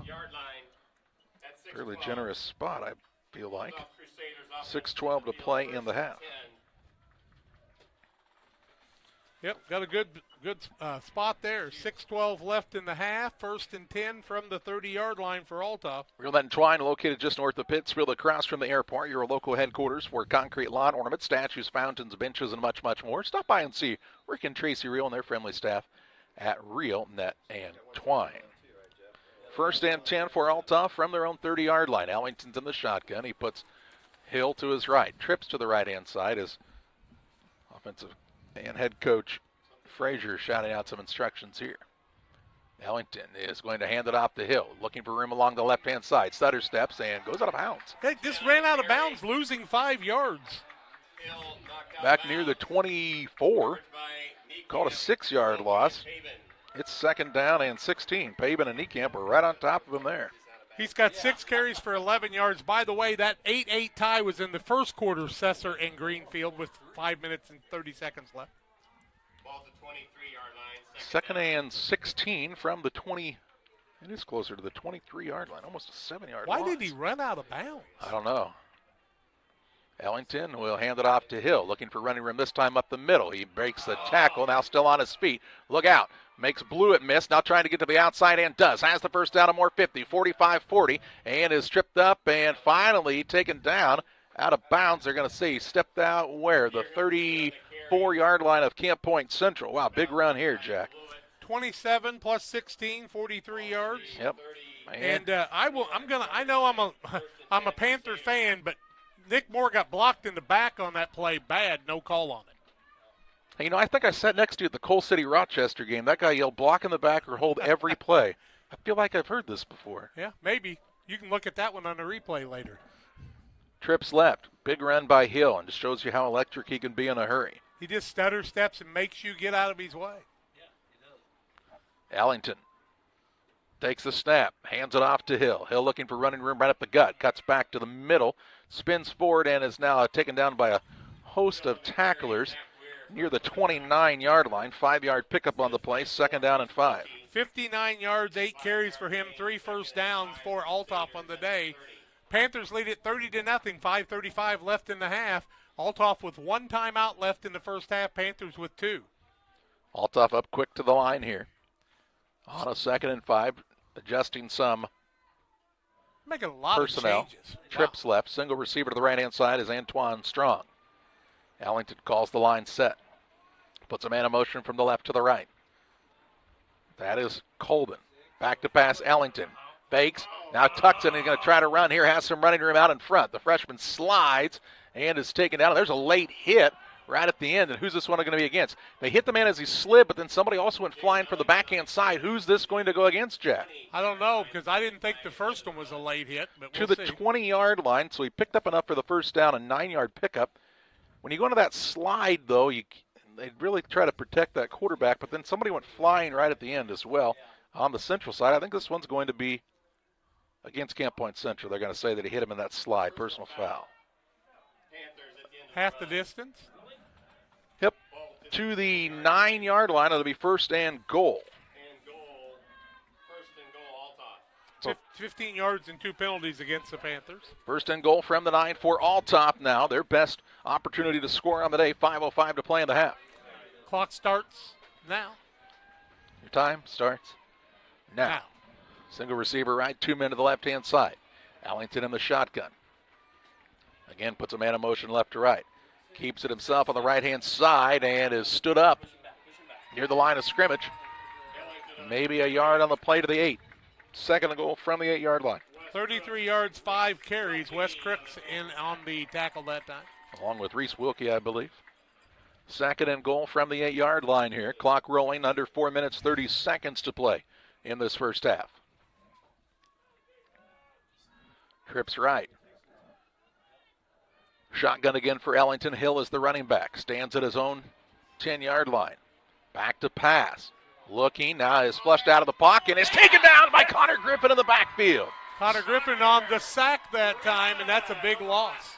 Back to the 21-yard line, a 13-yard loss. And it's third and goal from the 21 now. Linebacker come flying through that time, and it looked like the quarterback, the freshman in Ellington, was going to get away, but Griffin had both ankles and brought him down.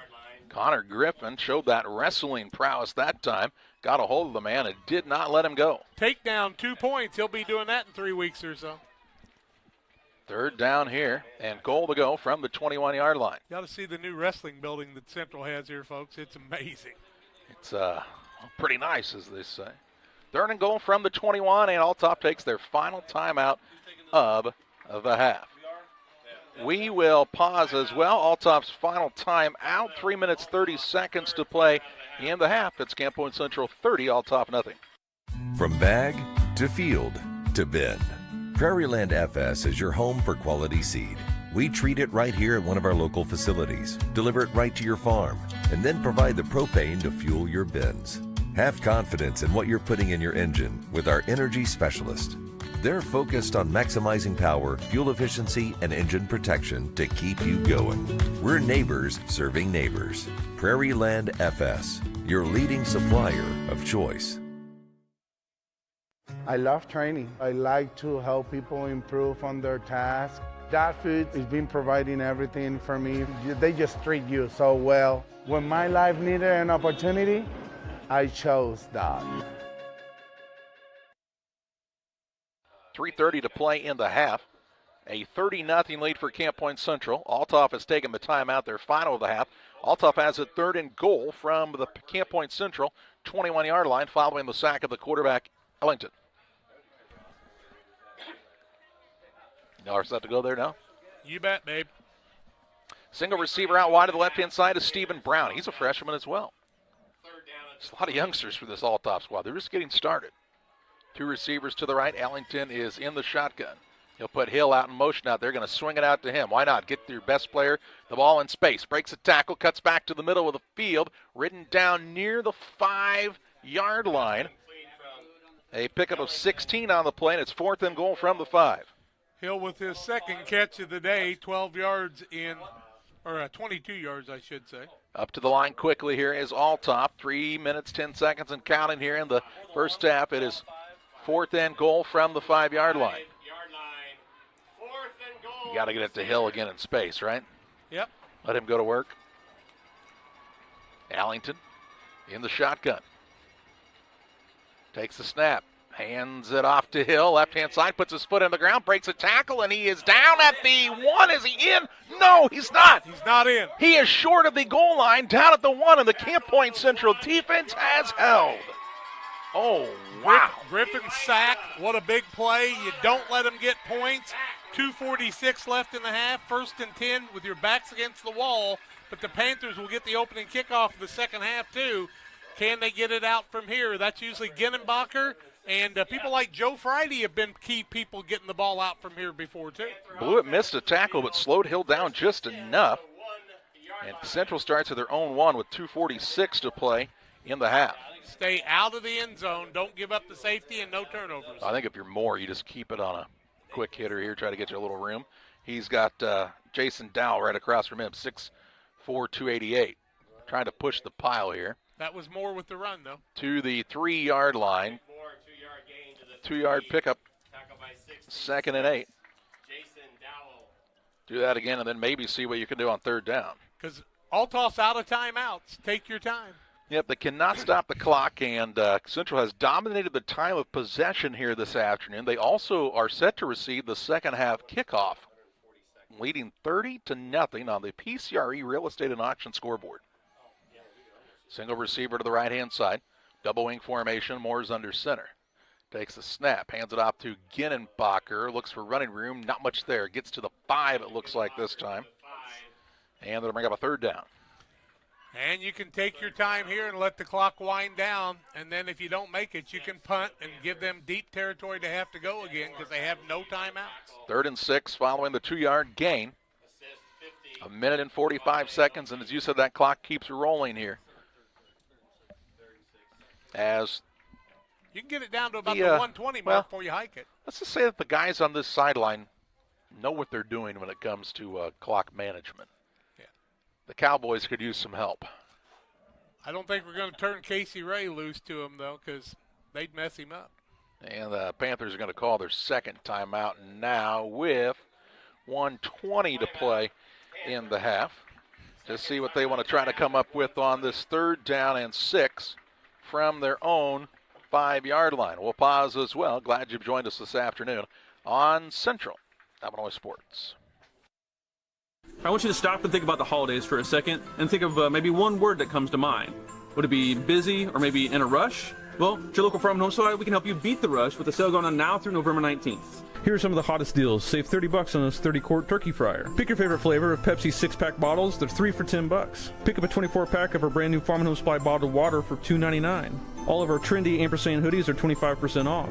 And it's going to snow soon, so get 25% off all in-stock snow boots. See all the deals right now on farmandhomesupply.com. 1 minute, 20 seconds to play in the half. Central called the timeout. They've got 1 timeout left. Althoff is out of timeouts. Panthers have it 3rd and 6 from their own 5-yard line. After the goal line stand, that shut the Crusaders out. Thompson is the man to the right-hand side, double wing formation. Moore will be under center here. Ginnenbacher, Griffin, and Pabin are the backs here. They'll hand it off up the middle to Ginnenbacher. He'll get up across the 6 to the 7-yard line. And they'll bring up a 4th down and 4. Now you can let the clock run down. Let's see, you're at 32 seconds and a minute on the clock, so you can get it down to 30 seconds and call the timeout before you punt if you want to. Greenfield Northwestern has taken a 14-8 lead on Cesar-Villiers. Winners play next week. It'd be here at Central if Central can hold on, no matter who would win on the other side. It's a big play here. You're going to be backed up into your own end zone where you're punting out of here if you're Camp Point Central. We've already seen a punt block earlier in this game. Central able to block the first punt of the game for Althoff. And now Central calls their final timeout with 31.1 seconds to play in the half. Clock management, very good by the side on the Panthers here. Really taking care of it. LSSD Trucking and 3D Leasing. That's LSSD Trucking and 3D Leasing. For all of your hauling needs, see the Dunhams and their professional team at LSSD Trucking and 3D Leasing. 217-285-2808. If you're wondering why you get to listen to these games, it's because of all the sponsors we have. We're glad if you're on the NFHS too, but on our YouTube page, it's because of all those sponsors that have been loyal to us from the Pittsfield and Camp Point Central area throughout the season. You can join us by sending me a text at 217-473-5151. Message us on Facebook. send us an email, whatever you want to do. And now the sideline guys are doing a little dance. If it hadn't been for Cotton Eye Joe, Jack, I would have been married a long time ago. Moore will stand back in his own end zone. Althoff going to come after it here as they'll send no one back deep. If Greenfield wins and Camp Point Central wins, the game would be here, guys. They've been on the road once apiece. Yep. Moore will get this one away. It's a spiraling kick that'll take a big bounce in Central's favor. Take your time. And go to the 47-yard line with 21.7 seconds to play in the half. And that's where Althoff will start 1st and 10 at the Central 47-yard line. 47 is Camp Point Central. Good field position for Althoff. No timeouts, 21.7 seconds left in the half. They trail 30-0 to Camp Point Central. That was the first quarter score, by the way, so no points here in the second period. Although both teams have moved the ball successfully at times, nobody's been able to find that end zone. Hill is out to the right-hand side along with Colden. 2 men to the left, it's Strong and also Kylan Jordan. Ellington is in the backfield by himself. Put Strong in motion. He'll hand it to him on the jet sweep along the right-hand side. Looking for running room and is going to run out of bounds near the 35-yard line. A pickup of 12 yards on the play and a 1st and 10 for the Crusaders. Stops the clock with 15.8 seconds to play in the half. 6th first down of the ball game for Althoff. Stopped at the 1 the last time. Panthers just need to tackle here and keep the man in play with 15.8 seconds left in the half. Little prevent defense here. Althoff also a well-coached team, knowing that, hey, get to the sideline there, get out of bounds, preserve the time as you can. Don't try to fight for those extra yards. 2 receivers wide to either side. Again, put the man in motion. Ellington's back to pass. Has some time in the pocket now, rolling to his right. The ball is caught, and he is down. That's Charleston Colden near the 26-yard line. 9-yard gain on the play. 2nd and a yard here. Looks like it's about the 26. 26-yard line. They'll say he was out of bounds. He was wide open by himself there. So that stopped the clock again with 10.2 seconds to play in the half. As the Panther fans again start to rattle their feet, which, well, shakes our camera. Looks kind of like an earthquake. Ellington is back to pass. Steps up in the pocket now, rolls to his right, finds a man along the sideline, and De'Air Hill. De'Air Hill Jr. at the 15-yard line, an 11-yard pickup and a 1st and 10, and a nice job here by Althoff to move the ball down the field and really preserve the clock. 5.3 seconds to play in the half. Will they bring the field goal kicker on? I think they're going to try a field goal, try to get on the board. The kicker is wearing the number 12. That's Luke Smith, 6'1", 154-pound sophomore. He had plenty of leg in the pregame. He's going to have the wind kind of behind him, but could push the ball to his left. He'll kick it from the 20. Where are they at, Jack? He's at the 22-yard line, so this is a 32-yard field goal attempt. Gets a good snap. The hold is down. The kick is up. It looks to be short, and it is short. It is no good, and there's no time left on the clock, and we're headed to the Little Jess Motors halftime show where Camp Point Central continues to pitch a shutout against Belleville Althoff. 30-0, Camp Point Central on top. Halftime stats and analysis your way next on Central Illinois Sports. Here at Little Jess, we value hard work, dedication, integrity, and leadership. We have a respect for heritage and tradition and believe in the pursuit of building legacies, breaking records, and putting forth award-winning results. That's why supporting schools and local teams is one of our favorite and most exciting parts of our business. For over 7 decades, we strive daily to use those same values as a foundation to meet our community's automotive needs and support our future generations. Little Jess Motors, serving our community since 1969. Go team, go! Great Rivers Bank has a digital banking app worth cheering for. Move your money, pay your bills, deposit your checks. Hooray! Hooray! Set up a budget, manage your debit card, set up account alerts, and so much more. Our digital banking will give you a reason to stand up and cheer for banking. Learn more at greatriversbank.bank. Great Rivers Bank is an equal housing lender, member FDIC.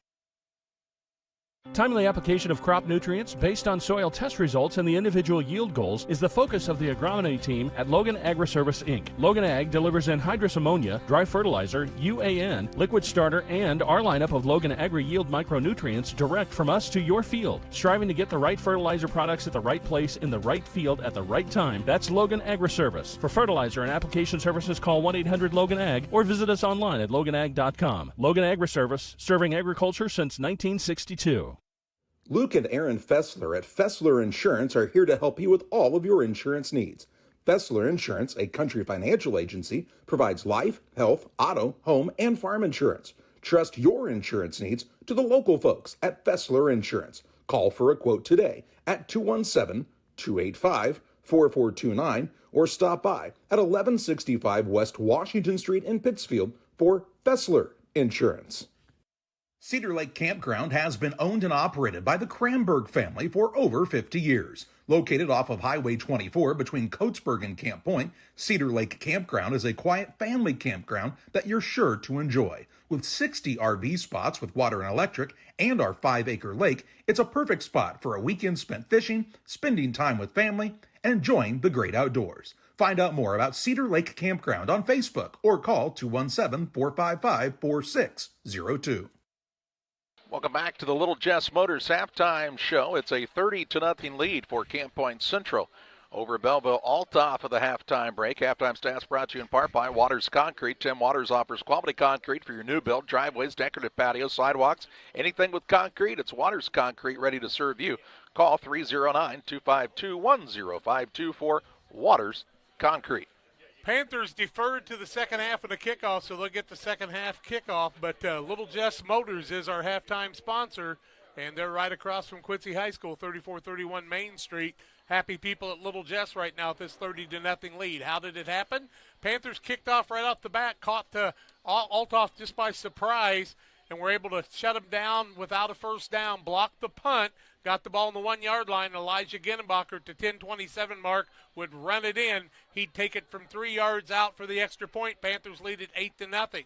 Then in the first quarter, the Panthers would get the ball back again as they caused a fumble on the next kickoff, and Nick Moore would run it in from 2 yards out. Paben would carry it in from 3 yards out for the extra point at the 10:16 mark, lead it 16-0. 30 seconds left in the quarter, 9-yard run, Paben. 30 seconds left in the quarter. Elijah Ginnenbacher with the run, 24-0 Panthers. Then on a 28-yard pass play from Paben after the interception by Paben at the 22-second mark. Point after was no good, 30-0 Panthers. We ended the half with the squad from Belleville Althoff missing a field goal.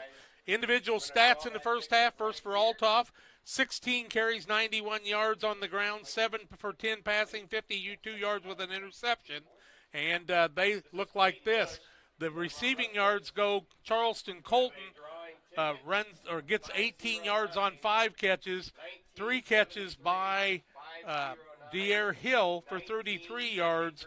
That's her 51 yards in the first half there. Running in the first half, Hall has 63 yards on 9 carries, 20 yards for the quarterback in 6 carries in Jaden Ellington, 2 carries for Antoine Strong for 8 yards, and that's all the rushing in the first half. 143 total yards offense. Panthers 152 yards total offense, 26 rushes, 91 yards in the first half, 3 for 3 passing, 61 yards, all 3 to Drew Paben, 61 yards in reception. Rushing, Elijah Ginnenbacher, 43 yards, 13 carries.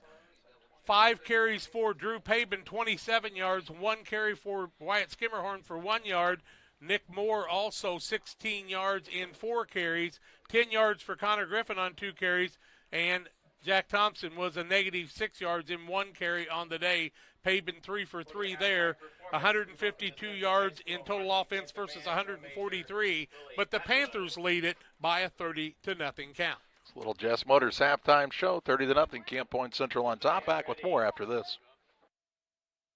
Grab the game while your kids are busy. You know, streaming, gaming, and homework. Now you can teach your kids the value of $1 by showing bundles with Cascom. Bundle telephone, internet, and TV. Bundle 2 for a double play or 3 for a triple play. Plus, save $20 a month for 3 months for a limited time. Then you can tell everyone how you help them with their math homework. Call Cascom about bundles today at 1-800-252-1799. Cascom at 1-800-252-1799.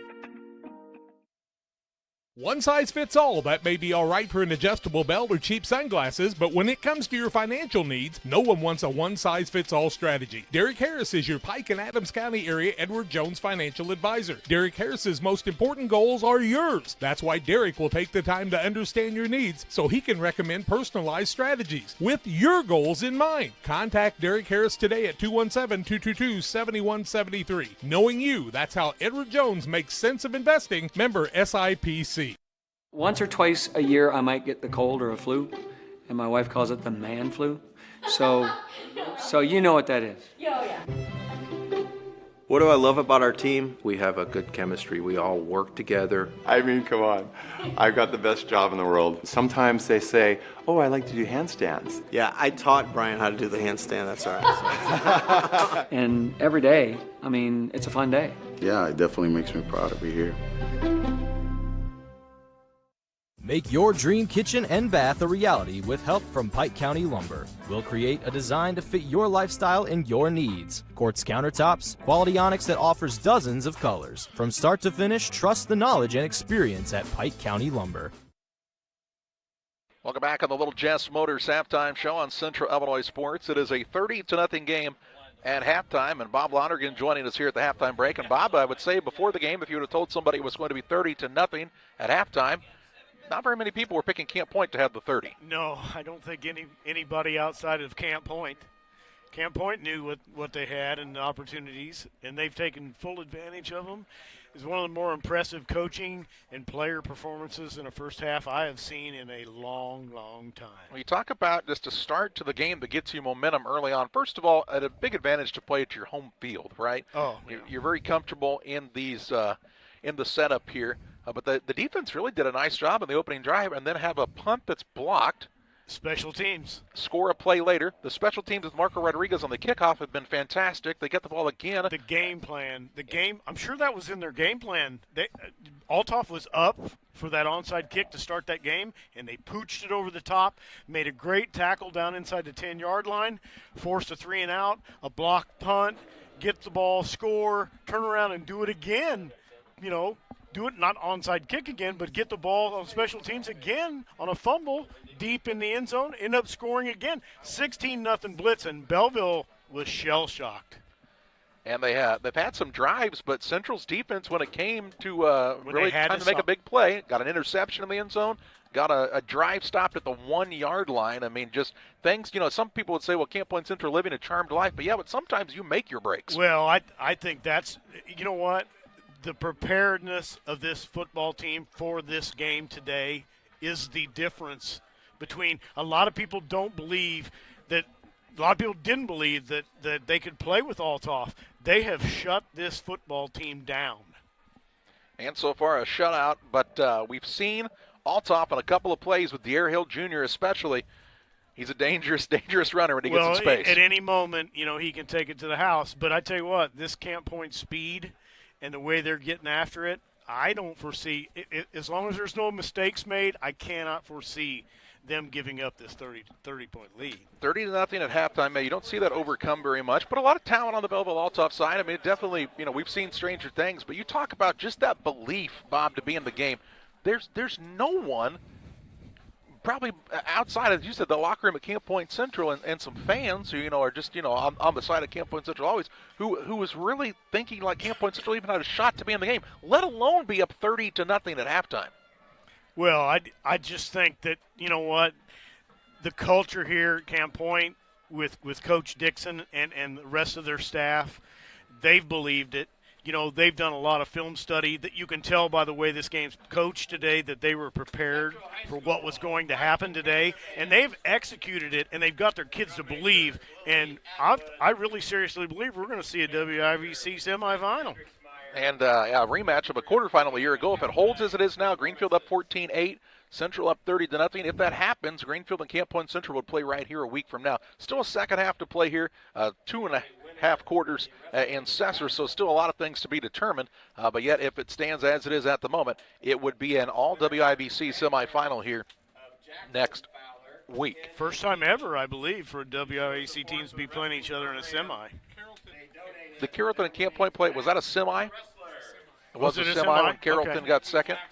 That was at Carrollton. Camp Point Central, I know, has never hosted a semifinal, always has been on the road.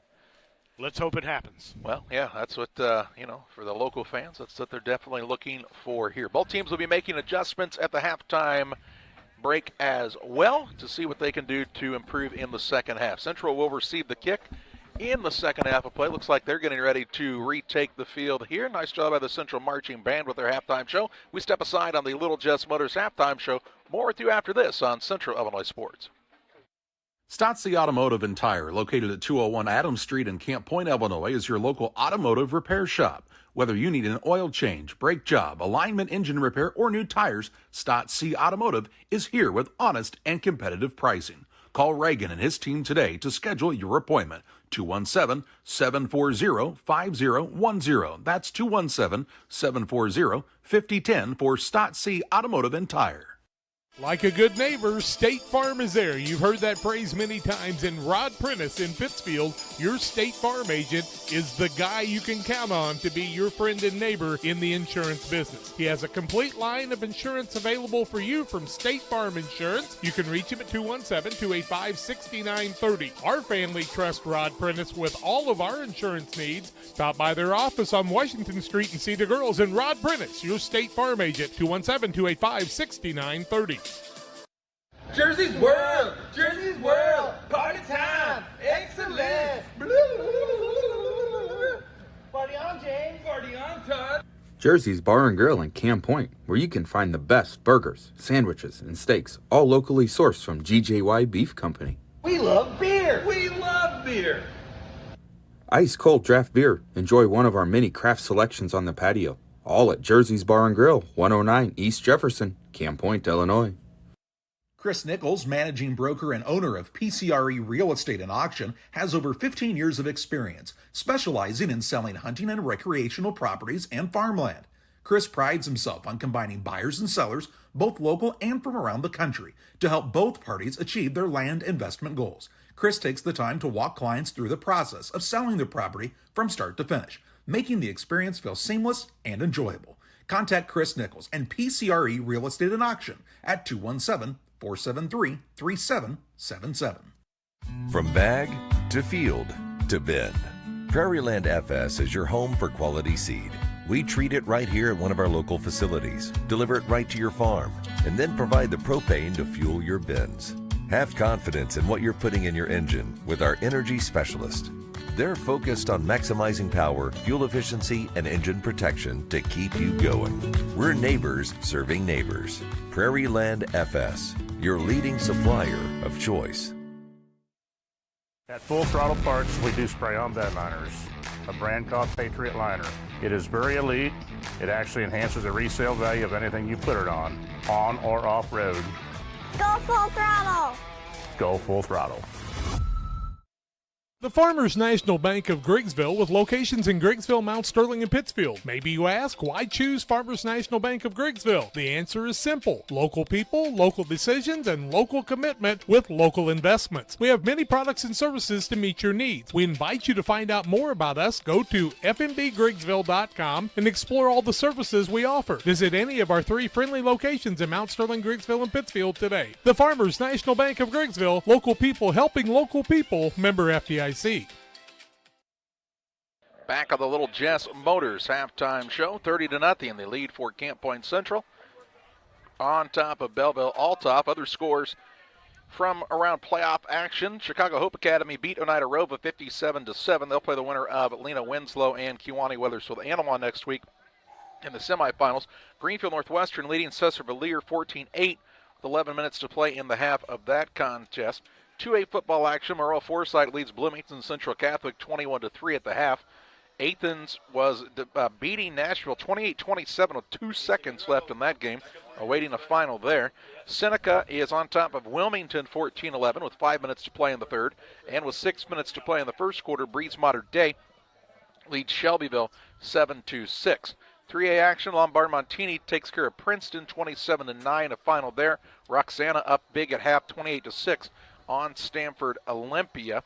4A action, Harrisburg and Murfreesboro are tied at 13 points apiece with 7:17 to play in the third. 5A action, Nazareth Academy leading Mundelein Carmel 14-7 at the break. 6A action, Lake Zurich defeated Belvedere North 14-10 in a tight contest. Washington leads Chatham Glenwood 28-10 at half, and East St. Louis is on top of Kankakee Senior High 32-13 near the end of the third quarter. 7A action, Lombard Glenbard East, is up 28-14 on undefeated Normal Community at the halftime break. Downers Grove North is leading New Lenox Lincoln Way West 20-6, and Batavia is up big on Rockton Hohenga 49-14. One score from 8A, Jack. It's Edwardsville 21, Elmhurst York 14 near the halftime of that contest. Quincy High getting ready to kick off. They kick off at 4 o'clock. Hannigan. Hohenga? Hannigan. Hannigan? Like Yep, Miss Hannigan? like Miss Hannigan.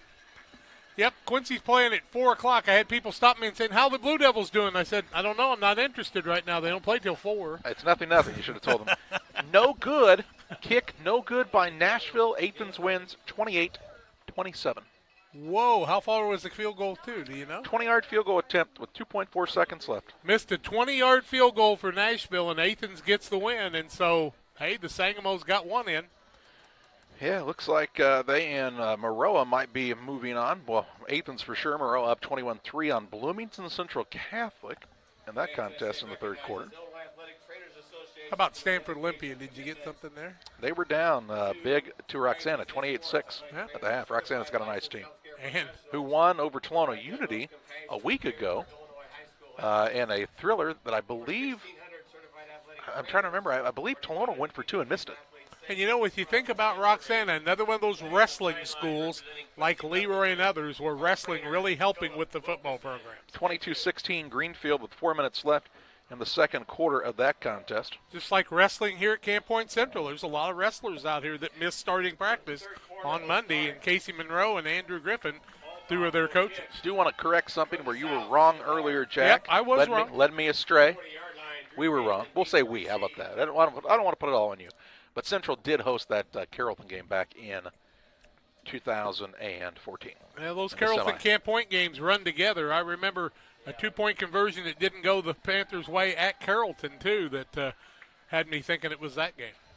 Luke Smith is set to kick off here for Althoff from the 40-yard line as we get ready for second half action here on Central Illinois Sports. And if you're Althoff, would you consider?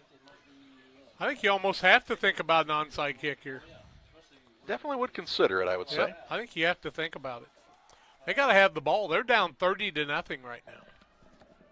The angle he's taking to the ball right here, I think everybody thinks this is going to be an onside. All right, Smith will try the onside attempt. It's recovered by the Panthers, and they'll start 1st and 10 at their own 49-yard line. Pretty good place to start. Didn't take nearly the bounce that Central got off of the ground on their onside attempt. So that puts things in a little different light here. The Panthers need to eat up some clock here, up 30-0. Greenfield scores again. It's 28-16 now. The Tigers on top, 4:46 to play in the half. 4:46 left in the half, and Greenfield up 28-16. Wow. Here it's Camp Point Central, 1st and 10 from their own 49-yard line. First offensive series of the second half. 10 first downs in the first half for the Panthers, 7 for Althoff. The stats are almost identical. Let's see what the Panthers want to do to start this one. Back-to-back kickoff returns in that Greenfield game. You don't see that much for touchdowns. Here's Ginnenbacher along the right-hand side. Gets a 2-yard gain on the play to the Althoff 49-yard line. 2nd down and 8. 45 yards, 14 carries for Elijah. Hadn't broke one big today. But, you know, that's how you set up the double wing. You keep running that fullback time and time and time again. You ever seen that? Kickoff returns by both teams back-to-back for touchdowns? Well, yeah, that Griffin and Jacksonville fiasco with the Keene kid years ago, they just kept kicking it short. I don't remember that as both teams getting it back-to-back. We were at Verton on the way home. So you didn't see it either? No. Here's a man in motion and Griffin. They'll give it to him. That's Pavin, looking for running room, and he has stood up. Drew Pavin on the carry, tackled by Charleston. And no gain on the play, and it's 3rd down and 8. It was interesting because the Panthers, Ginnenbacher was talking to Coach Ray about something there and pointing something out that they picked up on that last play. Let's see if they make an adjustment here. 3rd down and 8 as Althoff trying to get the ball back here. Down 30-0 with under 11 minutes to play in the 3rd. Althoff just trying to get some momentum, and this defensive stop would give him that first momentum of the day. And I agree with what Coach Frazier tried to do at the end of that first half, trying to get points on the board. It just didn't work out for them on the field goal. The way he had been practicing, I thought he'd get it easy.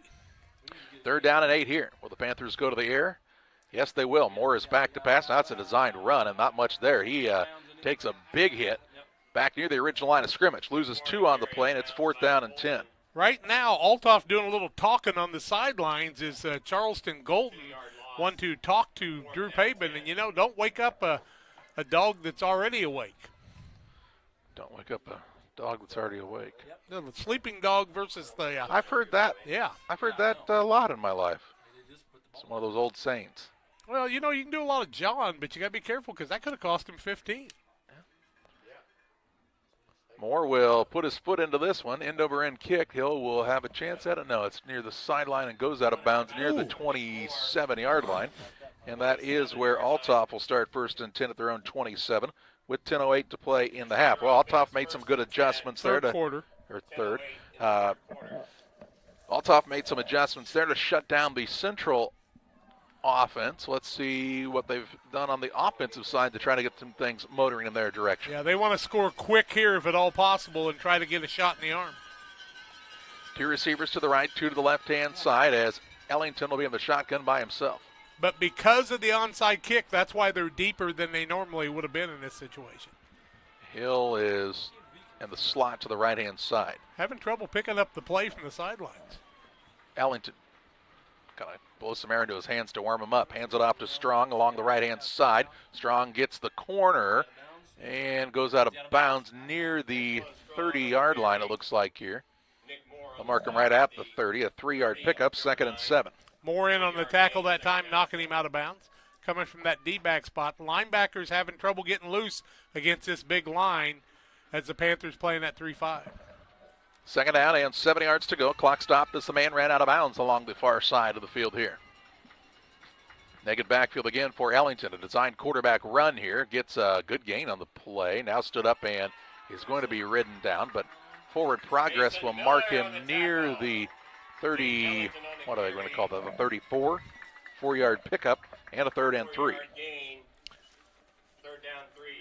Drove him back after the play, and the whistle didn't blow, so they kept playing until the whistle.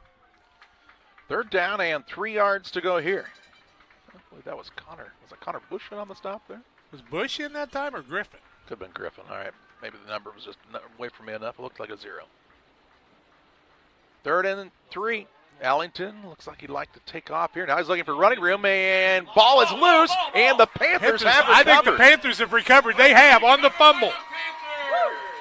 Central forces another turnover as Ellington was looking for running room. The ball got swatted out of his hands, and it's a 1st and 10 for Camp Point Central. The officials get together, but this is Camp Point Central football. I think it was Zach Weir. We'll see it on the Northwestern Mutual instant replay here. You see Ellington rolling out to his right, and the ball just came loose, and Crooks recovered. Aha, Wes Crooks from that nose guard position.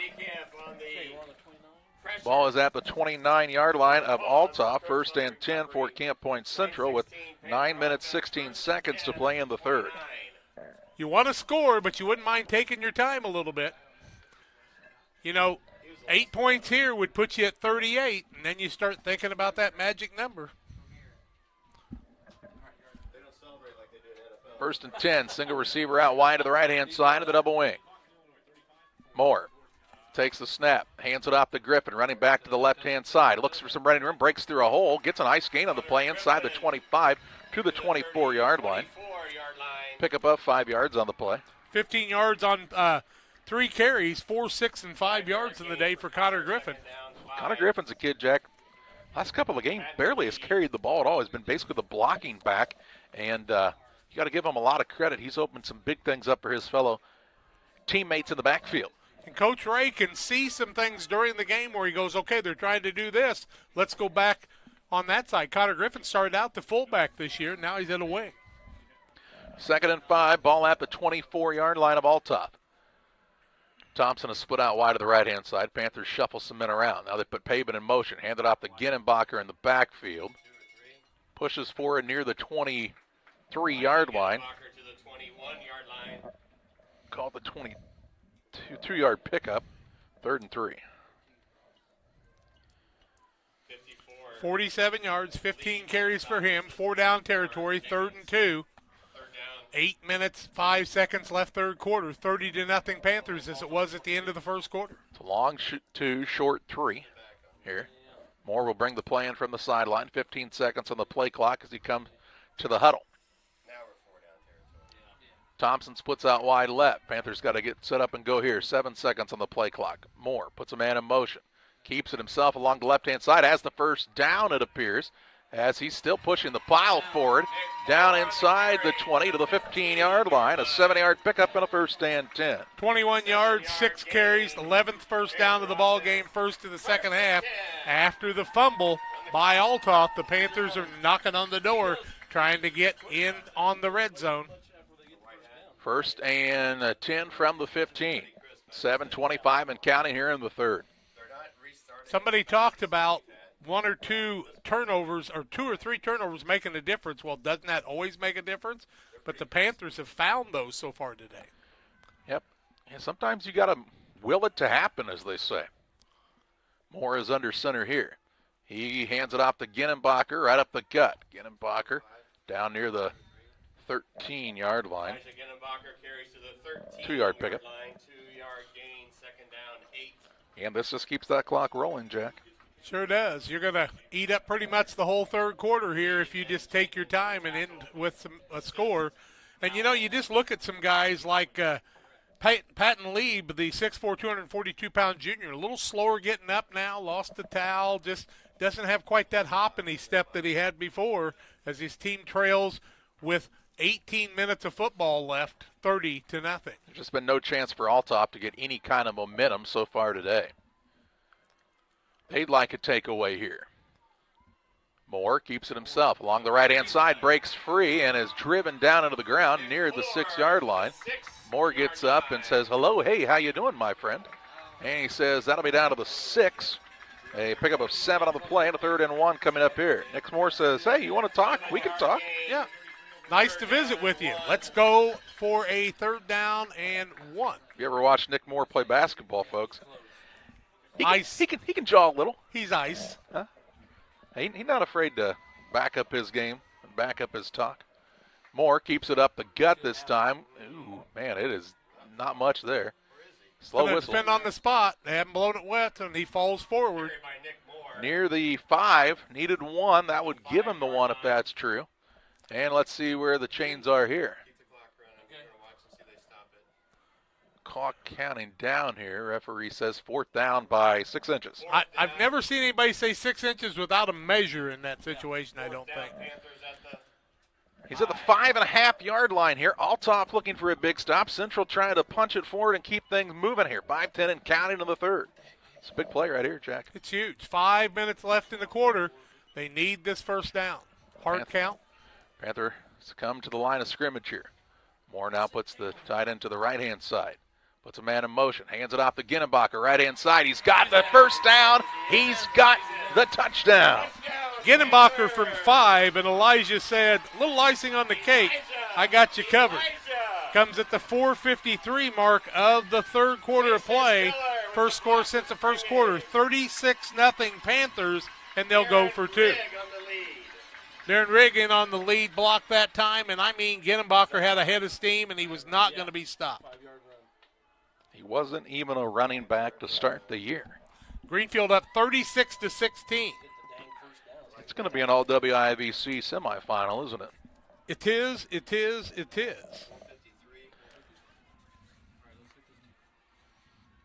A little bit of a wishbone kind of look here, isn't it? A little offset eye with a wish, yep. And a whistle. Illegal procedure against the Panthers. So that'll move it back to the 8. 50, and the 2-point try be a little tougher here. Yeah, 20 yards now. And I know you look at me like I'm nuts, but I might kick it right here just to be 3 points from 40. Okay. What difference would that make? Because you can get to a running clock with a field goal. How many field goals has Central kicked this year? None, but the first one would be sweet, wouldn't it? Oh, okay. I didn't know if I had missed one. You haven't been here. You've been watching somebody else. I've won every game I've seen. Moore's under center this time. He's back to pass. Pump fakes. Now going to try to take off and a run along the left-hand side. Throws, and it's incomplete. Incomplete pass. 2-point try. No good, but Central gets on the board first again here in the second half. On the touchdown run this time, it comes from Elijah Ginnenbacher, the junior fullback from 5 yards out, and Camp Point leads Althoff 36-0. If you have that drive and you want to do more with Dot, then there's opportunity there for you to do that. It's not the typical job that you would expect it to be. Like, it's just super fulfilling. When my life needed opportunity, I chose Dot. Hey, grab me one too.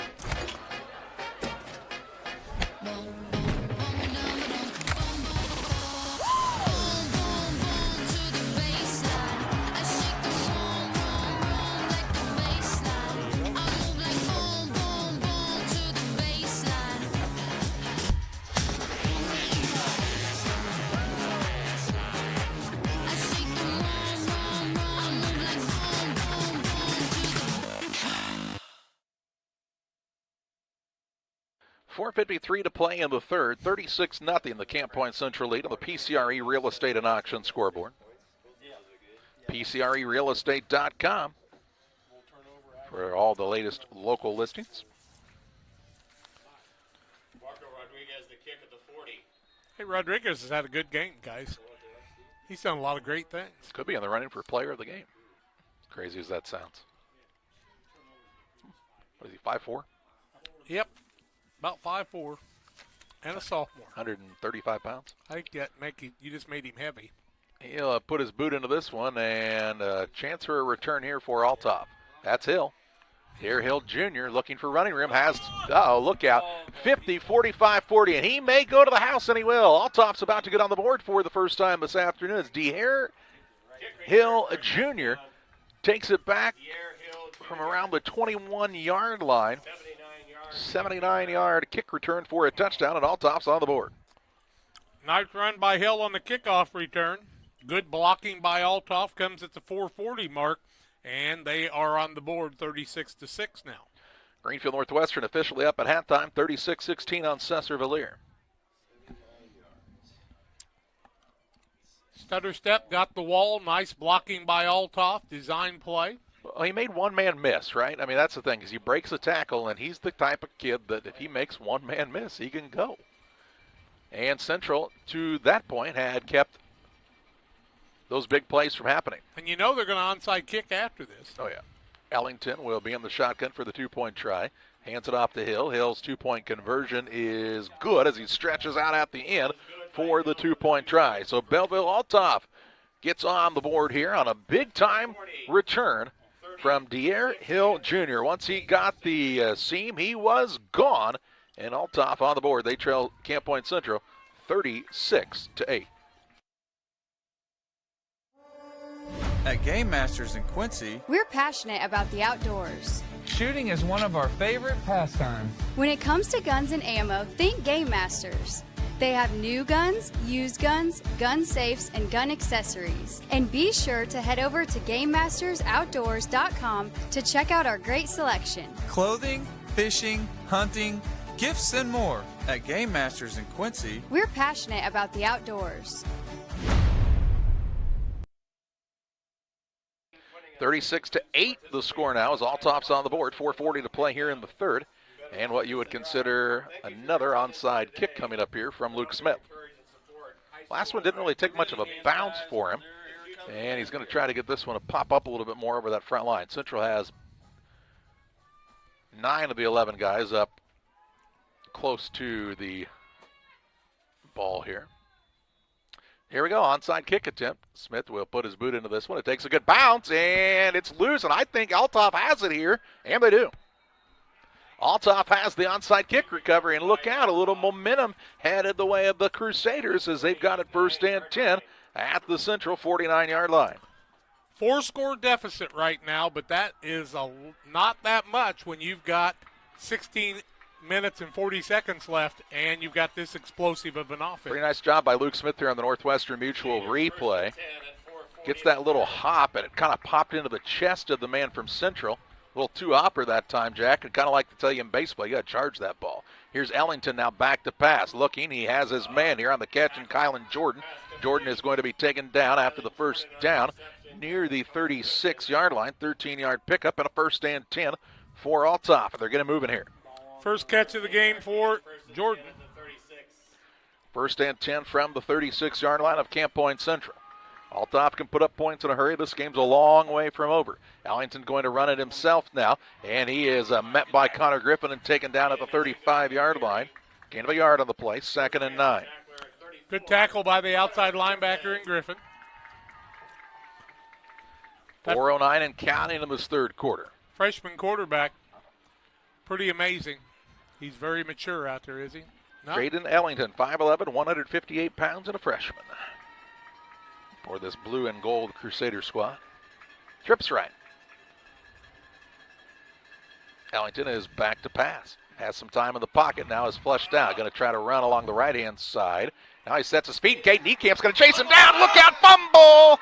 And they're going to call that an incomplete pass. Oh, my. Oh, my. They're going to call it an incomplete pass and not a strip sack. That'll take it back to the line of scrimmage. Bring up a 3rd and 9. And let's look at it. You see Ellington roll out to the right inside. Niekamp had kind of given up on the play, and then he turned it on. And that's a fumble, guys. That's a fumble, according to the replay, but that doesn't mean anything right now. Yep. That could be big. 3rd and 9. Clock stopped with the incompletion. 3:40 to play here in the third. Because they'd been back 6 more yards than the Panthers had had the football. Now Althoff has to call a timeout, which is going to be big here. Jack, they have taken their first timeout of the half with 3:40 to play in the third. Time out of the field, we pause as well. Camp Point Central on top of Althoff, 36-8. Like a good neighbor, State Farm is there. You've heard that phrase many times. And Rod Prentice in Pittsfield, your State Farm agent, is the guy you can count on to be your friend and neighbor in the insurance business. He has a complete line of insurance available for you from State Farm Insurance. You can reach him at 217-285-6930. Our family trusts Rod Prentice with all of our insurance needs. Stop by their office on Washington Street and see the girls. And Rod Prentice, your State Farm agent, 217-285-6930. The Liquor Booth is your home for a huge selection of beer, wine, and spirits. The Liquor Booth has 2 locations in Quincy, 3520 Broadway and 1500 North 12th Street. The Liquor Booth, where it's always happy hour. 3 minutes, 40 seconds to play in the third period. Timeout was taken by Althoff, their first of the second half, and it is a 3rd down and 9 here for the Crusaders from Camp Point Central's 35-yard line. 4 down territory here. Of course, when you're down by 28 with 3:40 left in the third quarter, you're 4 down territory basically anywhere on the field right now. You got to stop the explosion here if you're the Panthers. Didn't get the break on that would-be fumble. Could have been a strip sack, fumble recovery, yeah. 2 receivers right, 1 to the left-hand side. Hill stands to the left of the quarterback, Ellington, who's 6 yards deep in the shotgun. Ellington. Panthers show blitz here. Hands it off the Hill, makes a man miss in the backfield, cuts back, look out. Still on his feet and is finally gotten down near the 14-yard line. 21-yard pickup by Deere Hill Jr. and a first and 10 for Althoff. 10th first down, 84 yards, 10 carries. You can only contain him for so long. Yeah. The blitz that time did get to the quarterback, but just a half a step late. Actually, they had him in the backfield, right where they wanted him, did the Panthers, and just did not get him on the ground. You got to tackle well, and that's one of the things when I watched them in other replays, people had trouble tackling. Ellington is in the shotgun here. Takes a snap, hands it off to Hill. Hill looking for running room on the left-hand side. Patient here, and is out of bounds near the 11, we'll call it. 3-yard pickup on the play. 2nd and 7. The wind still blowing out of the south-southeast. The wind at the back of Althoff for this third quarter. Hasn't really played much into the game today, has it? Well, the kickoff maybe by Marco early in the game. 3:03 to play in the third. 2nd and 7 from the 11. Ellington looks to the sideline. He needed the coach to repeat the play call here. 5 seconds on the play clock. Calls the line set. Ellington hands it off to Hill. Hill looking for running room. Tries to cut back to the right-hand side. Man's got a hold of him by the leg. Hill still trying to fight away, and finally is ridden to the ground. Loss of a yard on the play. Back to the 12, and it's 3rd and 8. The only thing dangerous about that with Hill, when he stays up like that, boy, that's a good chance for an ankle injury or something. We certainly don't want to see anything like that. He's down. With a talented athlete, but he was standing up and they tackled him, and I'm just telling you, that's when ankles give in. He gets up on his own power now. And runs off the field. He's hopping. It's tight. It's tightening up on him there, Jack. Yep. He is in a little bit of discomfort. You never like to see that for De'Air Hill Jr., a talented young man like this. I bet you we're not going to see him on the sideline for too long here. No, he's going to get loose. You know, it's kind of that surprise if you haven't felt that pain before. 3rd down and 8 yards to go from the 12 for Althoff. Strong in the backfield taking Hill's place, and he's their second leading rusher. He'll stand to the right of the quarterback in Ellington here on a 3rd down and 8. Ellington is going to roll out to the right-hand side. Looking downfield, throws back across the field, and it is caught for the touchdown. Charleston Colden on the touchdown reception, and 2 quick scores for Althoff has made this game 36-14. 12-yard pass from Ellington to Colden, who made a really nice play on the ball. And Althoff now going for 2 to try to make this a 20-point game. How long was that pass? 12 yards. 2:26 mark, third quarter, and the third quarter lasted a long time like the first one did for the Panthers. Yep. Momentum right now shifting Althoff's direction. They've just got a long way to go still. They'll hand it off to Strong along the right-hand side. Cuts back, 2-point try is good, and this is a 36-16 game. Good connection from the freshman quarterback.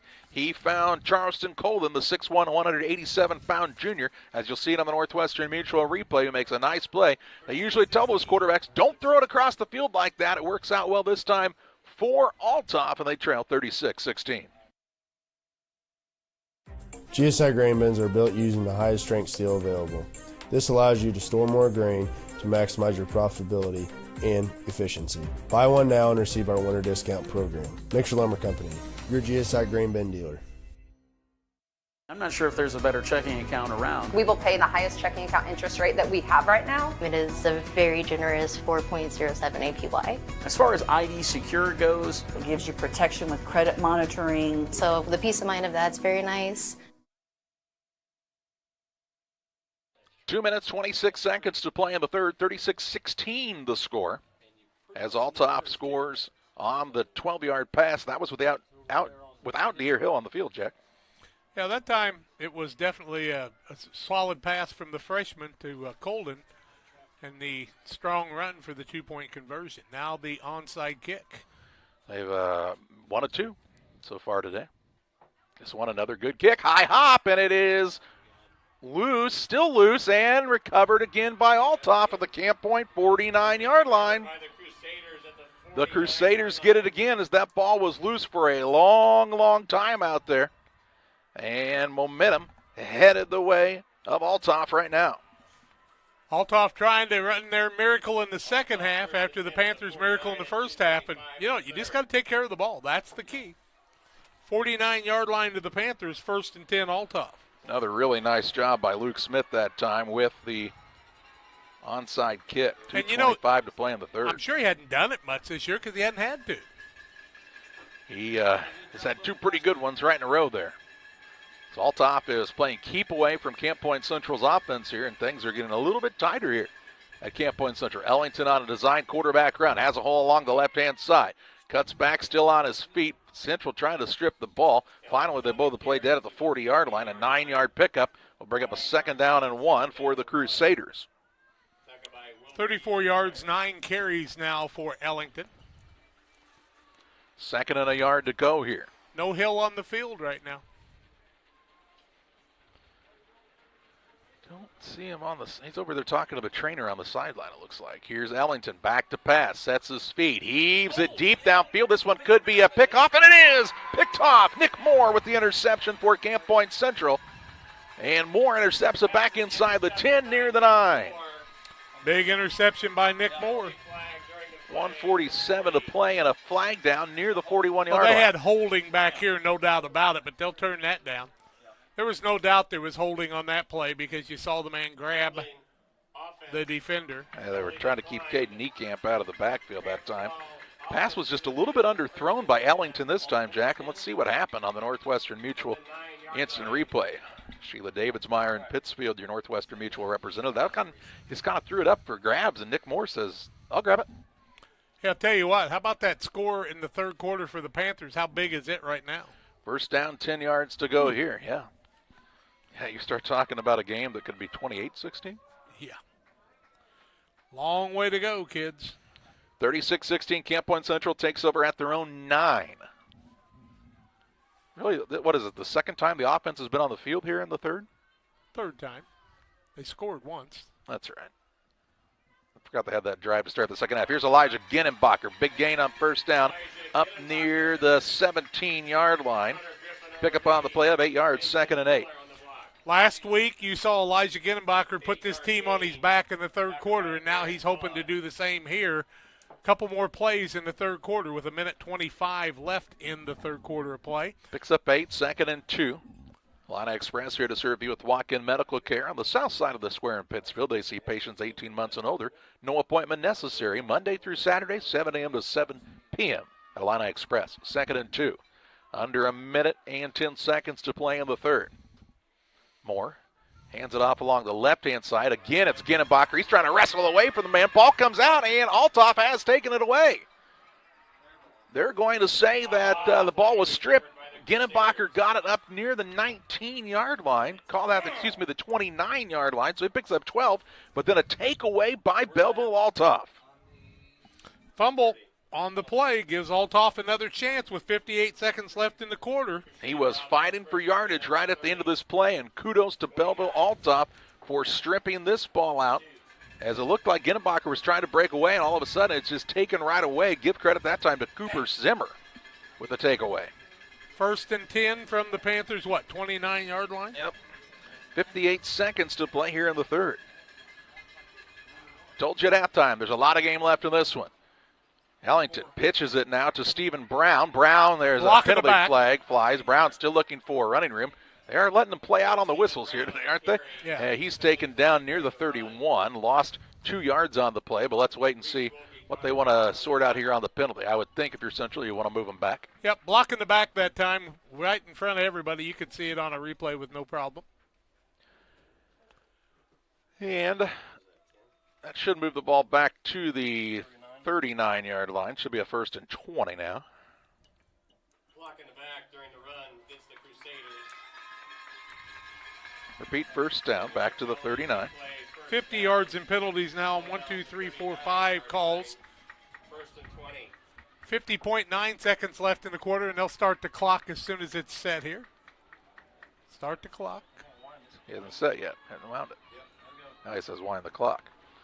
Under a minute to play here in the third. 1st and 20 for Althoff. Ellington all by himself in the backfield.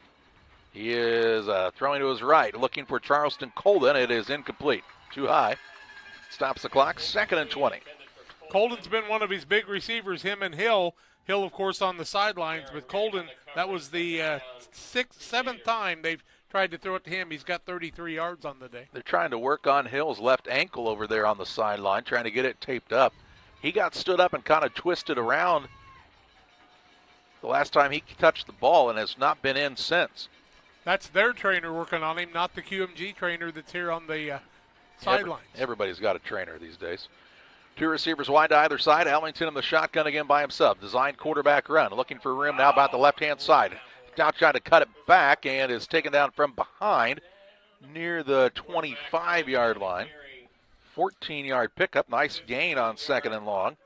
And this should bring up a 3rd and about 6 yards to go here for Althoff. They got to hustle to get to the quarter because it's 15 seconds left right now. Clock rolling down. 15 seconds to play on a 3rd and 6. Ellington again going to try to round himself. Taken down in the backfield by Niekamp. Kate Niekamp, big tackle that time, and that'll end the 3rd quarter with the Panthers leading at 36-16. It was Wilkie. Excuse me, Wilkie. Give credit where credit's due. He tackles him for a 2-yard loss. It'll be 4th and 8 for this Althoff squad to start the 4th quarter. It's Camp Point Central 36, Althoff 16. When it comes to financial planning, most financial companies focus on your income. At Northwestern Mutual, we focus on your outcome. That's why we know what it takes to succeed both on your balance sheet and in your life. It takes the right financial partner who looks at where you are now and where you want to go and design a financial plan to take you there so you can achieve the life you're after today and every day after. Focus on your financial outcome with Northwestern Mutual. Contact Sheila Davidsmeyer today. Her office is located at 311 West Washington in Pittsfield, Illinois, or visit SheilaDavidsmeyer.nm.com. The Northwestern Mutual Life Insurance Company, Milwaukee, Wisconsin. Ready to start the final quarter of play. Camp Point Central on top. 36-16 of the PCRE Real Estate and Auction scoreboard. All top of the big 4th and 8 from the Central 27 to start the final quarter. Hill's still on the sidelines getting worked on, I believe, is he not? He plays defense, too, and I don't. Ellington also a little hitch in his get-along now. Yeah. As he kind of walks down slowly to the line of scrimmage. Althoff in a hurry to get the 4th quarter started here. They're on the line of scrimmage. Panthers will take their time to get set on defense here. As we're underway with 12 minutes left in regulation, 36-16 on the PCR Real Estate and Auction scoreboard. Panthers in the lead, led 30-0 at the end of the 1st quarter. 2 receivers wide to either side. Big play here. 4th and 8 to start the final quarter. Ellington's in the shotgun. He is back to pass. Has some pressure. Flushed out of the pocket. Throws at the last second. Incomplete pass. Incomplete pass. They're going to call grounding on that also. As he did not get back to the line of scrimmage, so that'll be a loss of down and a 5-yard penalty? 10-yard penalty, 5-yard penalty? It's a 5-yard penalty and loss of down, I do believe, but the Panthers are going to take over, and the ball was setting on the 36, so that could put it out to the 41. A lot of pressure was that. I know Ginnenbacher was one of those guys, Jack. Let's look on the Northwestern Mutual replay and see who the other guy was. I mean, just a lot of pressure right up the gut here for Camp Point Central. Going to put it right on the 40. Ginnenbacher and Wilkie again? Looked like Wilkie was in there too. Throw to the 40. Yep, ball's on the 40-yard line, 1st and 10 for the Panthers. 11:55 to play here in the contest. 20-point lead, 36-16. Panthers need to start piling up some first downs here. They've only got 2 in the second half. Have not had the ball a ton in the second half. Of course, they would have had a first down, but that takeaway negated that. Double wing formation. Put a man in motion. Handed off to Ginnenbacher. 2 hands on the ball this time. And he's taken down out shy of the 45 to the 44-yard line. 4-yard pickup on the play. And it's 2nd down and 6. 76 yards for Ginnenbacher on the day, now on 20 carries. A fumble. That's the first time I've seen Elijah fumble the ball this season, I do believe. I want to welcome you all alongside here on Central Illinois Sports, live on YouTube, but also on the NFHS network. Alongside Jack Hull, I'm Charlie Hull. Thanks to Tim and John manning the cameras today. I thought maybe another game had finished the way you got and welcomed that other crowd. Welcome our West Coast audience just joining in, and it's sunny and 70 degrees in San Diego today, as it is every day. They'll hand it off to Pavin. A lot of traffic there on the left-hand side, and he'll be taken down to the backfield for a loss. Back near the 42-yard line on the forward progress. Loss of 2 on the play. It's 3rd and 8. 25 yards on the day for Drew Pabin, 7 carries. Last 3 have not been for any positive yards for him. Usually you set that fullback. Connor Griffin actually has had more luck running from the right side, it seems. Good defensive adjustments by Althoff in the second half. 3rd down and a long 8 yards to go from the 42. Moore goes back to pass, and what happened? Penalty flag on the right side. Thompson was wide open down the field. I'll say a 5-yard false start penalty on Camp Point Central. 25 yards in 4 calls on the day. That moves it back to the 37-yard line. It makes it 3rd and 13. Yeah, Thompson's wide open. If nobody tells them, Thompson could be open again if they run that same play. Don't anybody tell them now. 3rd down and 13. Should be rolling here on the clock, and it is. 10-23 and counting in this contest. 2 receivers wide to the left-hand side. One of them is Ginenbacher out there, isn't it? Yep. Moore going to throw it to Ginenbacher. Could be a double pass. Ginenbacher heaves it downfield. He's got Pavin, and Pavin's got the catch. 25-20, 15, and he's wrestled down, trying to fight. He is down at the 1. Blow the dang whistle, my friend. Down at the 1-yard line as they let that play go on forever and ever. Hallelujah. That's crazy not to have blown that dead way earlier than that. Down at the 1-yard line on the halfback pass. So let's see, Jack, 49 yards and 13 on the other. 62 yards. 62 yards on Elijah Ginenbacher's first pass of the season, I think, isn't it? Yep. He's 1 for 1, time to retire at that quarterback spot. 123 yards for Pabin now, and I thought Pabin was going to get in the end zone. I was going to carry both of them in. Yeah, he's fighting. Where the whistle was going, I thought the game clock might run out. Panthers will hand it off, but not before a false start penalty, and that'll move it back to the 6. I thought we had an offside, but they're going to call a false start. You're right. Back to the 6-yard line. 9:52 to play in the 4th. That's big because you were at the 1-yard line with a chance to punch it in at the 9:52 mark, and that stops the clock. Central basically runs 12 to 15 plays, right? But there's always a couple little wrinkles that get added in. And they're things they've been working on all season long, and they're just going to pull them out when they need them. Moore goes to the sideline to bring the play in here. Clock rolling with 9:40 and counting in this 4th quarter. I'm Elijah Ginenbacher in a couple of times here in a row, I'm afraid. Yeah. 1st and goal from the 6. Split backs in the backfield now. They'll give it off to Pabin. Pitch it outside. Pabin looking for the pylon. He's down, back to the 1. Down to the 1. 2nd and goal from the 1-yard line. 2nd and goal from the 1. Pabin doing all he could do there. And the big thing you want to do is make sure he's okay after those 2 scuffles with that late whistle. They're going to call it the 2-yard line, I guess. Okay. 2nd and goal from the 2. We'll call it as well. Clock has stopped as he went out of bounds. 9:26 to play.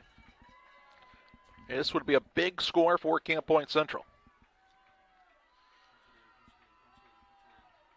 Moore puts a man in motion. Hands it off to Ginenbacher. Left side touchdown. Camp Point Central. Elijah Ginenbacher from 2 yards out makes it a 42-16 score. And if you remember before the game, I said I hope they let the Panthers score 40 in the game. And they have. 42-16, Camp Point Central on the PCRE Real Estate and Auction scoreboard. Play was set up by the double pass as the mad scientist Casey Ray. And Ginenbacher had to kind of set the ball in his hand and almost got hit before he got rid of it. He had to look down to get the laces right. Yeah. He was trying to set the laces. That's what they do before the game in those warm-ups is Elijah's out there throwing touchdown passes. 2-point conversion here. Moore fakes the pitch, now throws it in the back of the end zone, and it's incomplete. I don't know who the intended man was, but they weren't able to make the connection that time. But the Panthers were able to make the connection on the double pass. Ginenbacher looked down, heaves it downfield to a wide-open Drew Pabin. Rumbles down to the 1. 2 plays later, the Panthers get the score, and they lead 42-16. Stotzi Automotive and Tire, located at 201 Adams Street in Camp Point, Illinois, is your local automotive repair shop. Whether you need an oil change, brake job, alignment, engine repair, or new tires, Stotzi Automotive is here with honest and competitive pricing. Call Reagan and his team today to schedule your appointment. 217-740-5010. That's 217-740-5010 for Stotzi Automotive and Tire. Halfback pass, Jack. Gutsy time to call it, but it paid off for Camp Point Central. Well, fake punts, halfback passes, reverses sometimes that don't work, defenses, onside kicks, all this stuff going on in the game. 42-16, Panthers with the lead with 9:22 left, and they will kick off again here as they've scored twice in the second half and given up 16 points. So they're down 16-12 if you go second half, but that 30-point lead at the end of the first quarter is holding up right now. Marco Rodriguez to kick. Rodriguez to kick off again. If you're going to get a lead, Jack, early, you might as well get a big lead, right? Might as well. Don't cost nothing extra. Big coverage here because that last kickoff return was a big one. Fakes the onside, 9:22 to play. Deer Hill's back on the field, is he not? He's kind of waving the Panthers and kick it to me. Yeah, Hill's back there about the 15. He wants the ball. And they'll pop the ball up in the air here. Man will catch it. That's Baron Vaughn. And Baron Vaughn is taken down up across the 40 near the 41-yard line. Let's see where they set it. Looked like 42, but we'll see where they're going to put it down. Yep, 41-yard line.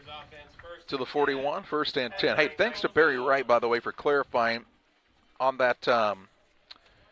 If he's right. No, he's right. Okay. Seldom, but he is. On that intentional grounding, you get that with the loss of down where he threw it. That's why they got the ball at the 40. First and 10 from their own 41-yard line now for Althoff, trying to get an answer. And a quick one here. Back to pass is Ellington. Has some time. Pressure from the backside, throws across the middle of the field, and it's caught. Caught by Colbin. Colbin still on his feet inside the Panther 40, and finally taken down near the Panther 38-yard line. 21-yard pickup on the play to the Camp Point Central 38, and a first and 10 for Althoff. They'll be up to the line of scrimmage quickly here with just over 9 minutes to play. Ellington at 101 yards on the day on 16 passes. It's got Hill on the field in that slot on this side. Ellington back to pass, looking Hill's way. Now has to rush back to the left-hand side. Keeps his eyes downfield, heaves it toward the sideline, and that'll be intentional grounding. Yep, lost it down. Did not get to the line of scrimmage. You can now throw it out of bounds as a passer. Niekamp was putting all kinds of pressure on it, but the ball did not get back to the line of scrimmage, and so that'll be a loss it down and bring up a second and 15 here, Jack? Oh, he's going to be back where he passed the ball. Where he passed the ball, correct? No, just on the turnover. I thought you just told me it was where he passed the ball. They're going to say not intentional grounding. Wow. They're going to say maybe a receiver in the area there. Well, there was a freshman receiver on the track over on the other side. Second and 10 from the 38-yard line. Stops the clock with 8:43 to play. Two receivers right, two to the left-hand side. Ellington puts a man in motion right to left, and De'Aaron Hill Jr. sets him to his left of the backfield. They'll hand it to Hill. Hill looking for running room left-hand side. Makes a cut. Ankle looks pretty good here. Inside the 25, slips away. He might go. One man to beat, and Nick Moore. He'll trip him up at the 2. Down to the 2-yard line, 36-yard run by De'Aaron Hill Jr., and it'll be first and goal from the 2 for Althoff. 123 yards rushing for him now on 14 carries. Another first down is the 12th. And when they set the ball on the 2-yard line, it will start the clock. First and goal at the 2. First down, goal to go here. Clock counting. Ellington will be in the shotgun again here. Well, he wasn't out of bounds, so why didn't they? He takes a snap that he wasn't ready for and then gets sacked to the backfield. He wasn't ready for that one. The snap came early here, and Ellington pays the price back near the 11. Lost 9. Second and goal from the 11. That's big. I watched Tony Romo run that play a number of times in his Dallas career. Yeah, Dax doesn't run that because he kicks field goals within the 20, right? Oh, well. Second and goal from the 11. Ellington in the shotgun. He keeps it himself up the middle. Breaks a tackle down back near the 3. 8-yard pickup. Third and goal from the 3. Loses 9, gets 8 of it back. Third down and goal. Third and goal from the 3-yard line for Althoff. Trying to respond to the Central score. They still trail, though, 42-16. On the PCRE Real Estate and Auction scoreboard. Ellington in the shotgun. Hands it off to Hill. Hill up the middle, keeps the legs moving. He looks like he's in, and he is. De'Aaron Hill Jr. takes it in to make it 42-22. 7:06 to play in this contest. 3-yard run for Hill on the day. the TD after the touchdown on the kickoff also for him on the day. Makes it 42-22, and the 2-point conversion coming your way. A lot of scoring in the second half. Yes. Officials timeout for an injury. And who's down? It's a big lineman, I think. Is one of the youngsters from Althoff. We'll get the trainers out there to take a peek at him, and we'll remind you about Damon Emmerich, a Great Rivers Bank, here to help you with your next auto, residential, or commercial loan need. Call Damon Emmerich, 217-285-4404. They got the young man on his feet. Looks like maybe just the wind knocked out of him here. He's trying to catch his breath. Also want to remind you about Real Met and Twine. They're located just north of Pittsfield, across from the airport. Local headquarters for concrete lawn ornaments, statues, fountains, benches, indoor and outdoor wall hangings, and much, much more. If they don't have it, you don't need it at Real Met and Twine. 217-285-5013. Javante Mosby, the man that's down. He plays right guard defensive line, 6'1", 260 senior, playing his last game of his career in high school. He could play a lot more. Barring a big comeback, of course. Yeah. Not over till the Fat Lady sings. She is warming up, though, on the softball field, it looked like. Just behind us. They're going to kick an extra point here to try to make it a 19-point game. Don't really understand that. Surely a fake, right? Not a fake. Kicks up. Kick is wide. It's no good.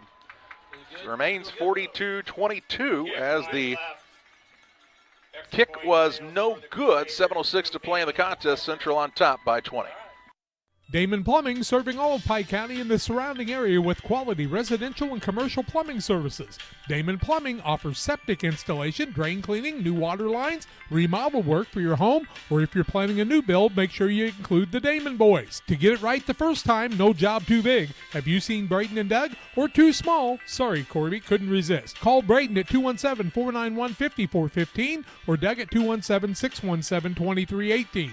Damon Plumbing, recommended by our family for your family. 7:06 to play, 42-22. Central on top of Althoff, and another onside kick coming up here, Jack. Yep, it's onside kick city in the second half of this one. Is this the fifth onside kick attempt? Fourth? Well, Panthers kicked one, and at least three by Althoff. That's the most onside kicks I've seen in a game in a while. Except back in the day when Petersburg and Rushville played each other, and the onside kicked every time.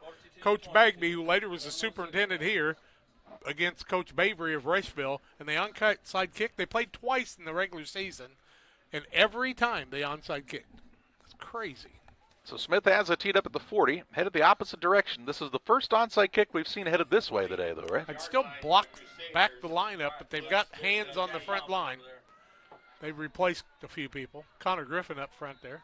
And a late man coming on now, and the kick is recovered by Camp Point Central at their own 47-yard line.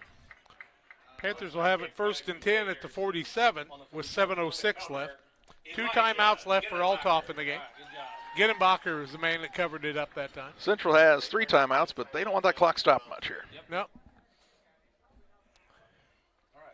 If you're just joining us, Central led 30-0 after the first quarter. There was no scoring in the second quarter. Some back and forth action here in the second half has put Central on top 42-22 on the PCRE Real Estate and Auction scoreboard. And now Central trying to keep the ball on the ground, keep the clock moving here. Althoff looking for another takeaway. Everybody up in the box. They'll pitch it outside to Pavin. Looking for some running room. Gets a nice block out in front by Connor Griffin. And then Pavin is wrestled down near the sideline up to the 46-yard line of Althoff. A gain of 7 on the play. And a 2nd down and 3. Deere Hill really showing great sportsmanship there as he hugged Drew before he went to the ground and then helped him back up. And Deere Hall will gain a lot of fans on a play like that. You've been a part of our family, Deere Hall. I would say to him, you did such a nice job, just stay here, and you could play next year, you know. You could out Althoff. That's right. Out Althoff. 7 minutes to play as he went out of bounds. Hands it off to the deep back, and Gittenbacher stood up. He's trying to keep those legs moving. Look at him go. Look at him keep the pile moving. It looks like enough for a first down. Slow whistle again down to the 42-yard line. Gained 4 on the play. Needed 3 on a 1st and 10. 82 yards on 22 carries. 14th first down of the ball game. Just the 4th of the second half for the Panthers, but they've scored 3 times in this second half, or twice, I should say. My mistake. Giving up 22 in the second half, but they'll trade off scores here with 6:35 and counting left. The thing is that clock is moving on a 1st and 10 from the Althoff, closer to the 41, in fact, here. What a dandy matchup next week. Man. Double wing formation. Thompson split out wide to the left-hand side. Now hand it off to the fullback this time. Is that Griffin? Is Friday. Oh, Friday. Friday takes it to the 39-yard line. 2-yard pickup. 2nd down and 8 for Camp Point Central. First carry of the day for Friday. The senior, he will come back out now as Ginnenbacher's back in after a quick blow. Elijah Ginnenbacher does not get many breaks. Well, when they were trading off those 3 backs during the season, you would see a couple series at a time. But in the playoffs here, in the last couple of weeks, not much trade-off. 2nd and 8 from the 39-yard line. What a job by the offensive line today. Well, they're outmanned, aren't they? Who? I mean, size-wise. By about 100 pounds across the board. Paben goes in motion. Linebacker blitzed there. Tried to blow the play up. Instead, Connor Griffin going to be like the little engine that could. Takes it down to the 31-yard line. Or is that Ginnenbacher? Griffin. Griffin on the lead. Okay. Down to the 31-yard line. 8-yard pickup, and that's a first down. 7-yard gain. 1st and 10 Panthers. Nice job on the 8-yard run. Clock rolling here with 5:25 left. These Central fans starting to feel it, that they'll be here another week. Now Althoff tries to blitz, and they draw the man offside as Cooper Zimmer tried to time the snap count and gets caught offsides. That'll be a 1st and 5 now. Move the ball to the 26-yard line. 7 penalties, 60 yards on Althoff on the day. And the clock will continue to move here. You know, I guess, and I don't mean anything bad with Althoff on this at all, but you talk about on paper this and on paper that. You just can't judge heart of a bunch of young kids in preparation by coaches. You can't also judge Camp Point Central's speed on tape. Now they try to draw him offsides again as Althoff is really playing a little bit of a cheating style of the defense as 11 guys within the line of scrimmage, within 5 yards of the line of scrimmage. Yeah, you're not going to go to the air here. No, I know you're not, but you could. Yeah. You could do a lot of things. Wishbone formation. Moore will go back under center with 7 seconds on the play clock. Moore takes the snap. Hands it to the deep back. Griffin. Griffin inside the 25, near the 23. 3-yard gain. It'll bring up a 2nd down and 2. 18 yards for Griffin on 4 carries, but there are huge yards plus the blocking. And who's coming out limping now? Is that Drew? No. No. That's Connor. He's all right. Got a little catch and he's good along there. He's just saying he kind of lost his breath for a moment. Peters into the game possibly, or is that Skimmerhorn? We'll have to see when they break the huddle. 10 seconds on the play clock as here comes Peters on the right side. Moore under center. A lot of shifting around on the defensive side for Althoff. They'll hand it off to Ginnenbacher, and they shift to the right spot that time. Ginnenbacher will be stood up for a 1-yard loss this time to the 24-yard line. That'll bring up a 3rd down and 3, and Althoff will call a timeout here with 3 minutes and 39 seconds remaining in the contest. They'll be left with 1 timeout remaining, will Althoff. And Camp Point Central will have it 3rd and 3 when we come back. As a new hunting season begins, we observe a species most rare, the hunter incompetus. The hunting ritual begins. Already he stakes his claim by bringing a duck call to a deer hunt. Disaster strikes. A devastating blow to a long-suffering species. There may be no helping the hunter incompetus, but for everyone else, no other place has it all like Farm and Home Supply. Tell my mom to pick me up soon. I love training. I like to help people improve on their task. That food has been providing everything for me. They just treat you so well. When my life needed an opportunity, I chose that. 3:39 to play in this contest. It's a 42-22 lead for Camp Point Central on top of Belleville Althoff, and Central will have the ball 3rd down and 3 yards to go. As the sun starts to set here, Jack, that time change really makes a bit of a difference, doesn't it? Yep, light's been on pretty much the whole second half, but needed now. 3rd down here, and Central had an extra man on the field coming out of the timeout. As Griffin is back in the game now, so Peters trots off. They'll pitch it outside to Ginenbacher. Ginenbacher dives forward, going to be short of the 1st down marker by about 2 yards. Looks like he's at the 22, and a timeout is going to be taken down here. It's going to be a 4th and 1 as Althoff calls their final timeout of this contest. So final timeout of the game for Belleville Althoff. And we told you when they took that one in the 3rd quarter, they might have wished they had that one back. So they're out of timeouts and cannot stop the clock. If Central picks up a 1st down here, it's really all but over. 4th and 1.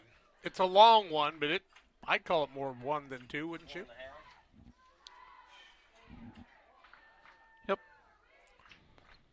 Plus, you know they're going to sell out, and you might do something on a hard count and catch them off sides again. I'd say everything's on the table right here. Other than that halfback pass play, they've already used that. Don't use that again. Well, it's a 20-point game with 3:28 left. I mean, I think the deal is sealed, but Greenfield Northwestern's up 36-16 after 3 against Cesar-Valliere. Winners of this game and that game would play in the semifinals. 2 o'clock next week, I would say. Chris Doerr, the shining-headed grandpa down there on the sidelines, hitting some. If it's Greenfield and Central, it will be here. Double wing formation on a 4th and 1. Moore tried to draw the Crusaders offside. They did not advance in their march this time. Moore again sets under center. Puts a man in motion. Gives it to Ginenbacher left side. He's got the inside the 20 down to the 18-yard line. 4-yard pickup. Needed 1. And a 1st and 10 for Camp Point Central. And Althoff can no longer stop the clock. Ginenbacher, 95 yards on 26 carries. A workhorse last week, the workhorse this week. Nice job up there, buddy. Yep. We'll be at 180 seconds. Yep. 185. They're out. What do you think here, Jack? I'm gonna go down after I do stats real quick when you guys are tearing down. Try to get it. Oh, you don't have to whisper. You can talk loudly. I can hear you right here. Okay. Shh, don't tell anybody that you're going to go after the game. They'll hand it off to Ginenbacher on the right-hand side. Both hands on the football, protecting the nose. Gains a yard on the play. To the 17, 2nd and 9. 18-yard line, 2nd down 9. Clock rolling here. 2 minutes, 30 seconds and counting. Central, 2 minutes and now 27 seconds away from a state semifinal after finishing 2nd a year ago. And they'll welcome what appears to be Greenfield Northwestern to town in what was one of the dandiest quarterfinal matchups you'll ever see right here on this field a year ago. It'll be packed in this place, holy cow. Double wing formation. Handoff goes to Ginenbacher, left-hand side, stretches forward, down to the 15-yard line. 2-yard pickup here. 3rd down and 7 yards to go. Just 2 yards away from 100 unofficially for Elijah Ginenbacher on my stats. 1:45 and counting. By the time this play is made, there'll be less than 1 minute and 25 seconds left in this contest. So Althoff could theoretically get the ball back here, but they ain't going to score 20 points in less than a minute. Central up quick to the line here, 5 seconds on the play clock. Moore takes the snap, hands it off again. Nope, keeps it himself along the left-hand side, stay in bounds. And he does as he slides down near the 11-yard line, 4-yard pickup. And it'll be a 4th down and 3. 33 yards, 9 carries for Moore on the day. Well, a 1st down here would end it for sure. Either way, no matter what happens, Althoff's going to get the ball with less than 30 seconds left in the game. And what a lot of people said could not happen, well, it's happening, sweetheart, as Camp Point Central going to pull one of the larger upsets on paper. They don't play them on paper. They don't even print the paper much anymore. They play it on the gridiron, and Camp Point Central played it here as well as they have all season. And now they'll take a timeout with 29 seconds left for the Panthers. Ran it all the way down. They have 2 timeouts remaining. And one of the fans needs more cowbell, it looks like.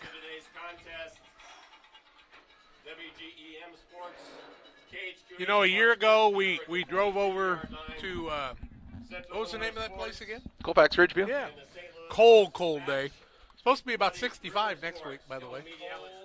And Central just took the game over from the get-go, and I just couldn't believe it. Today, it was pretty warm in the press box that day. Because of our heater, their heaters were bad. But today, what a job by these guys. I mean, I'm telling you, folks, this Althoff team's no joke. They beat Collinsville, who went two rounds deep in the 6A playoffs. They beat Centralia, who's a 5 or a 6A team. They beat Breeze. They beat Dupec, who's a solid 3A. They beat Breeze Mater Dei, who's playing today in the quarterfinals in 5A. This team's not a joke, and neither is Camp Point Central. Unbelievable, but believable. 4th down and a long 3 here for Camp Point Central.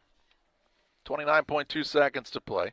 Moore sets up under center. It just got deathly quiet here. Moore keeps it himself on the left-hand side. He's hit at the 10, taken down, gains a yard on the play. That'll be a turnover on downs with 24.7 seconds left.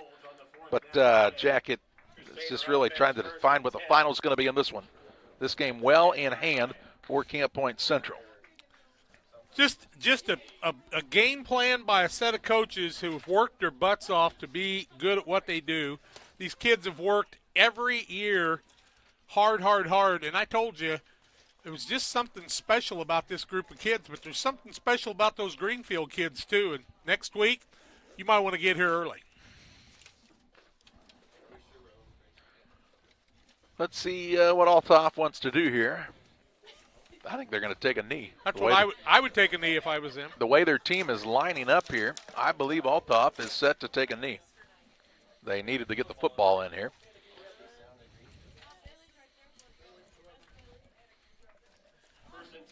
Respect on both sides. Yep. And setting up is Ellington under center for the only time today. He takes the knee, and that is that.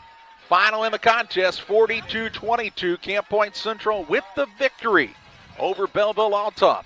Althoff suffers their second defeat of the season. Central improves to 12-0, and they head to the semifinals where they will host Greenfield Northwestern, the Tigers and the Panthers.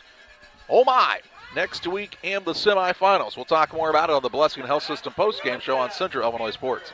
Once or twice a year I might get the cold or a flu, and my wife calls it the man flu. So you know what that is. Yeah. What do I love about our team? We have a good chemistry. We all work together. I mean, come on. I've got the best job in the world. Sometimes they say, oh, I like to do handstands. Yeah, I taught Brian how to do the handstand. That's all right. And every day, I mean, it's a fun day. Yeah, it definitely makes me proud to be here.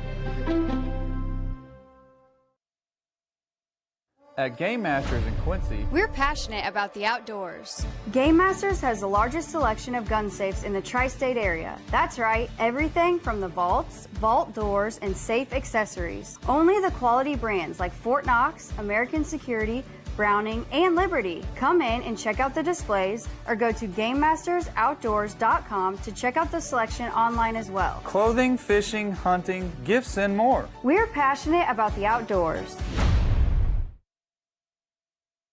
Press Yours on You would like to wish all the area teams the best of luck this year. If you're looking to get your team shirts or just looking for spirit wear for yourself, remember Press Yours on You. We have over 1,400 square foot of retail space in our shop. Stop by and see us and check out our offerings. Business lets us help you promote your brand. Decoration methods we offer include screen printing, embroidery, and laser engraving. Thank you to everyone in our community for the support over the last 16 years. Thank you for supporting local. Press Yours on You, 506 West Wood, Camp Point, Illinois. Welcome back to the post-game show. It's presented by Blessing Health System with locations across the region. Blessing Health System is here to serve you with all of your healthcare needs close to where you live. Learn more at blessinghealth.org. And an excited pack of Panthers on the field here at Camp Point Central as Brad Dixon comes to address his team on a day where a lot of people said what just happened couldn't happen, Jack, but it happened, and Camp Point Central is headed to the semifinals. Quickly, we're going to wrap up some scoring. 4:57 left third quarter. Elijah Ginnebacher, 5 yards, passed for the two-point conversion, no good. It was 36-0. Then here came a 79-yard kickoff return by Hill at the 4:40 mark. Hill on the 3-yard run, 36-8. Onside kick, 2:26. Ellington to Colden, pass 12 yards. Strong with the run after, 36-16. 9:22 left. Ginnebacher, 2-yard run in the fourth quarter. Pass no good after, 42-16. 7:06 left. 3-yard run by Hill for the TD. Kick after was good, or no good, and it was a final of 42-22. Stats on the day, first of all, for Belleville Althoff, 31 rushes, 185 yards, 7 of 10 passing, 52 yards, 1 interception. Receptions of 54 yards by Charleston Colden, 33 yards by De'Aaron Hill. Hill had 126 yards in the first half, or in the ball game, 14 carries, 45 yards for the quarterback Ellington, 14 yards, 4 carries for Strong on the day. 101 yards total passing, I should say, on the day for Hill. So they had almost 300 yards on the day. Panthers, Ginnebacher, 98 yards, 28 carries, 37 yards for Pabin on 9 carries. Moore had 34 yards on 10 carries. Griffin, 18 yards, 4 carries, -6 for Thompson on the day. 3 of 5 was Moore for 61 yards. They all went the way of Drew Pabin except for a 62-yard halfback pass for 123 total yards on the day for him. So the passing had 123 yards all to Pabin and 206 in rushing. So they put up 340 yards total offense on the day. It was an impressive feat here by Camp Point Central. An upset. And upsets happen to the playoffs, and that's why they play the games, Jack. It's time to name our player of the game, presented by Edward Jones Financial Advisor Derek Harris. Financial investments are important, but so are the investments of time, patience, and encouragement our young athletes receive from their coaches, parents, teachers, and mentors. Derek Harris is your Edward Jones Financial Advisor. He understands this, and that's why he's a proud sponsor of the player of the game on Central Illinois Sports. And, you know, Jack, you're going to look at me and think this is kind of strange. Nick Moore is the player of this game. Yep, Nick Moore did it all today. He just did things that you had to do to take care of the football and lead his team. Nick Moore, our player of the game. Had a big interception on the defensive side, just cool. Even when things got a little tight in that third and fourth quarter for Camp Point Central, he helped lead the squad, and wow. What a fun afternoon for Camp Point Central. They beat Althoff 42-22. They'll host a game here next week. Once we know the time, we'll let you know that we will be here with you as well on Central Illinois Sports. For Jack, John, and Tim Hall, I'm Charlie Hull, thanking you for joining us. Camp Point Central 42, Althoff 22, another Central Illinois Sports presentation.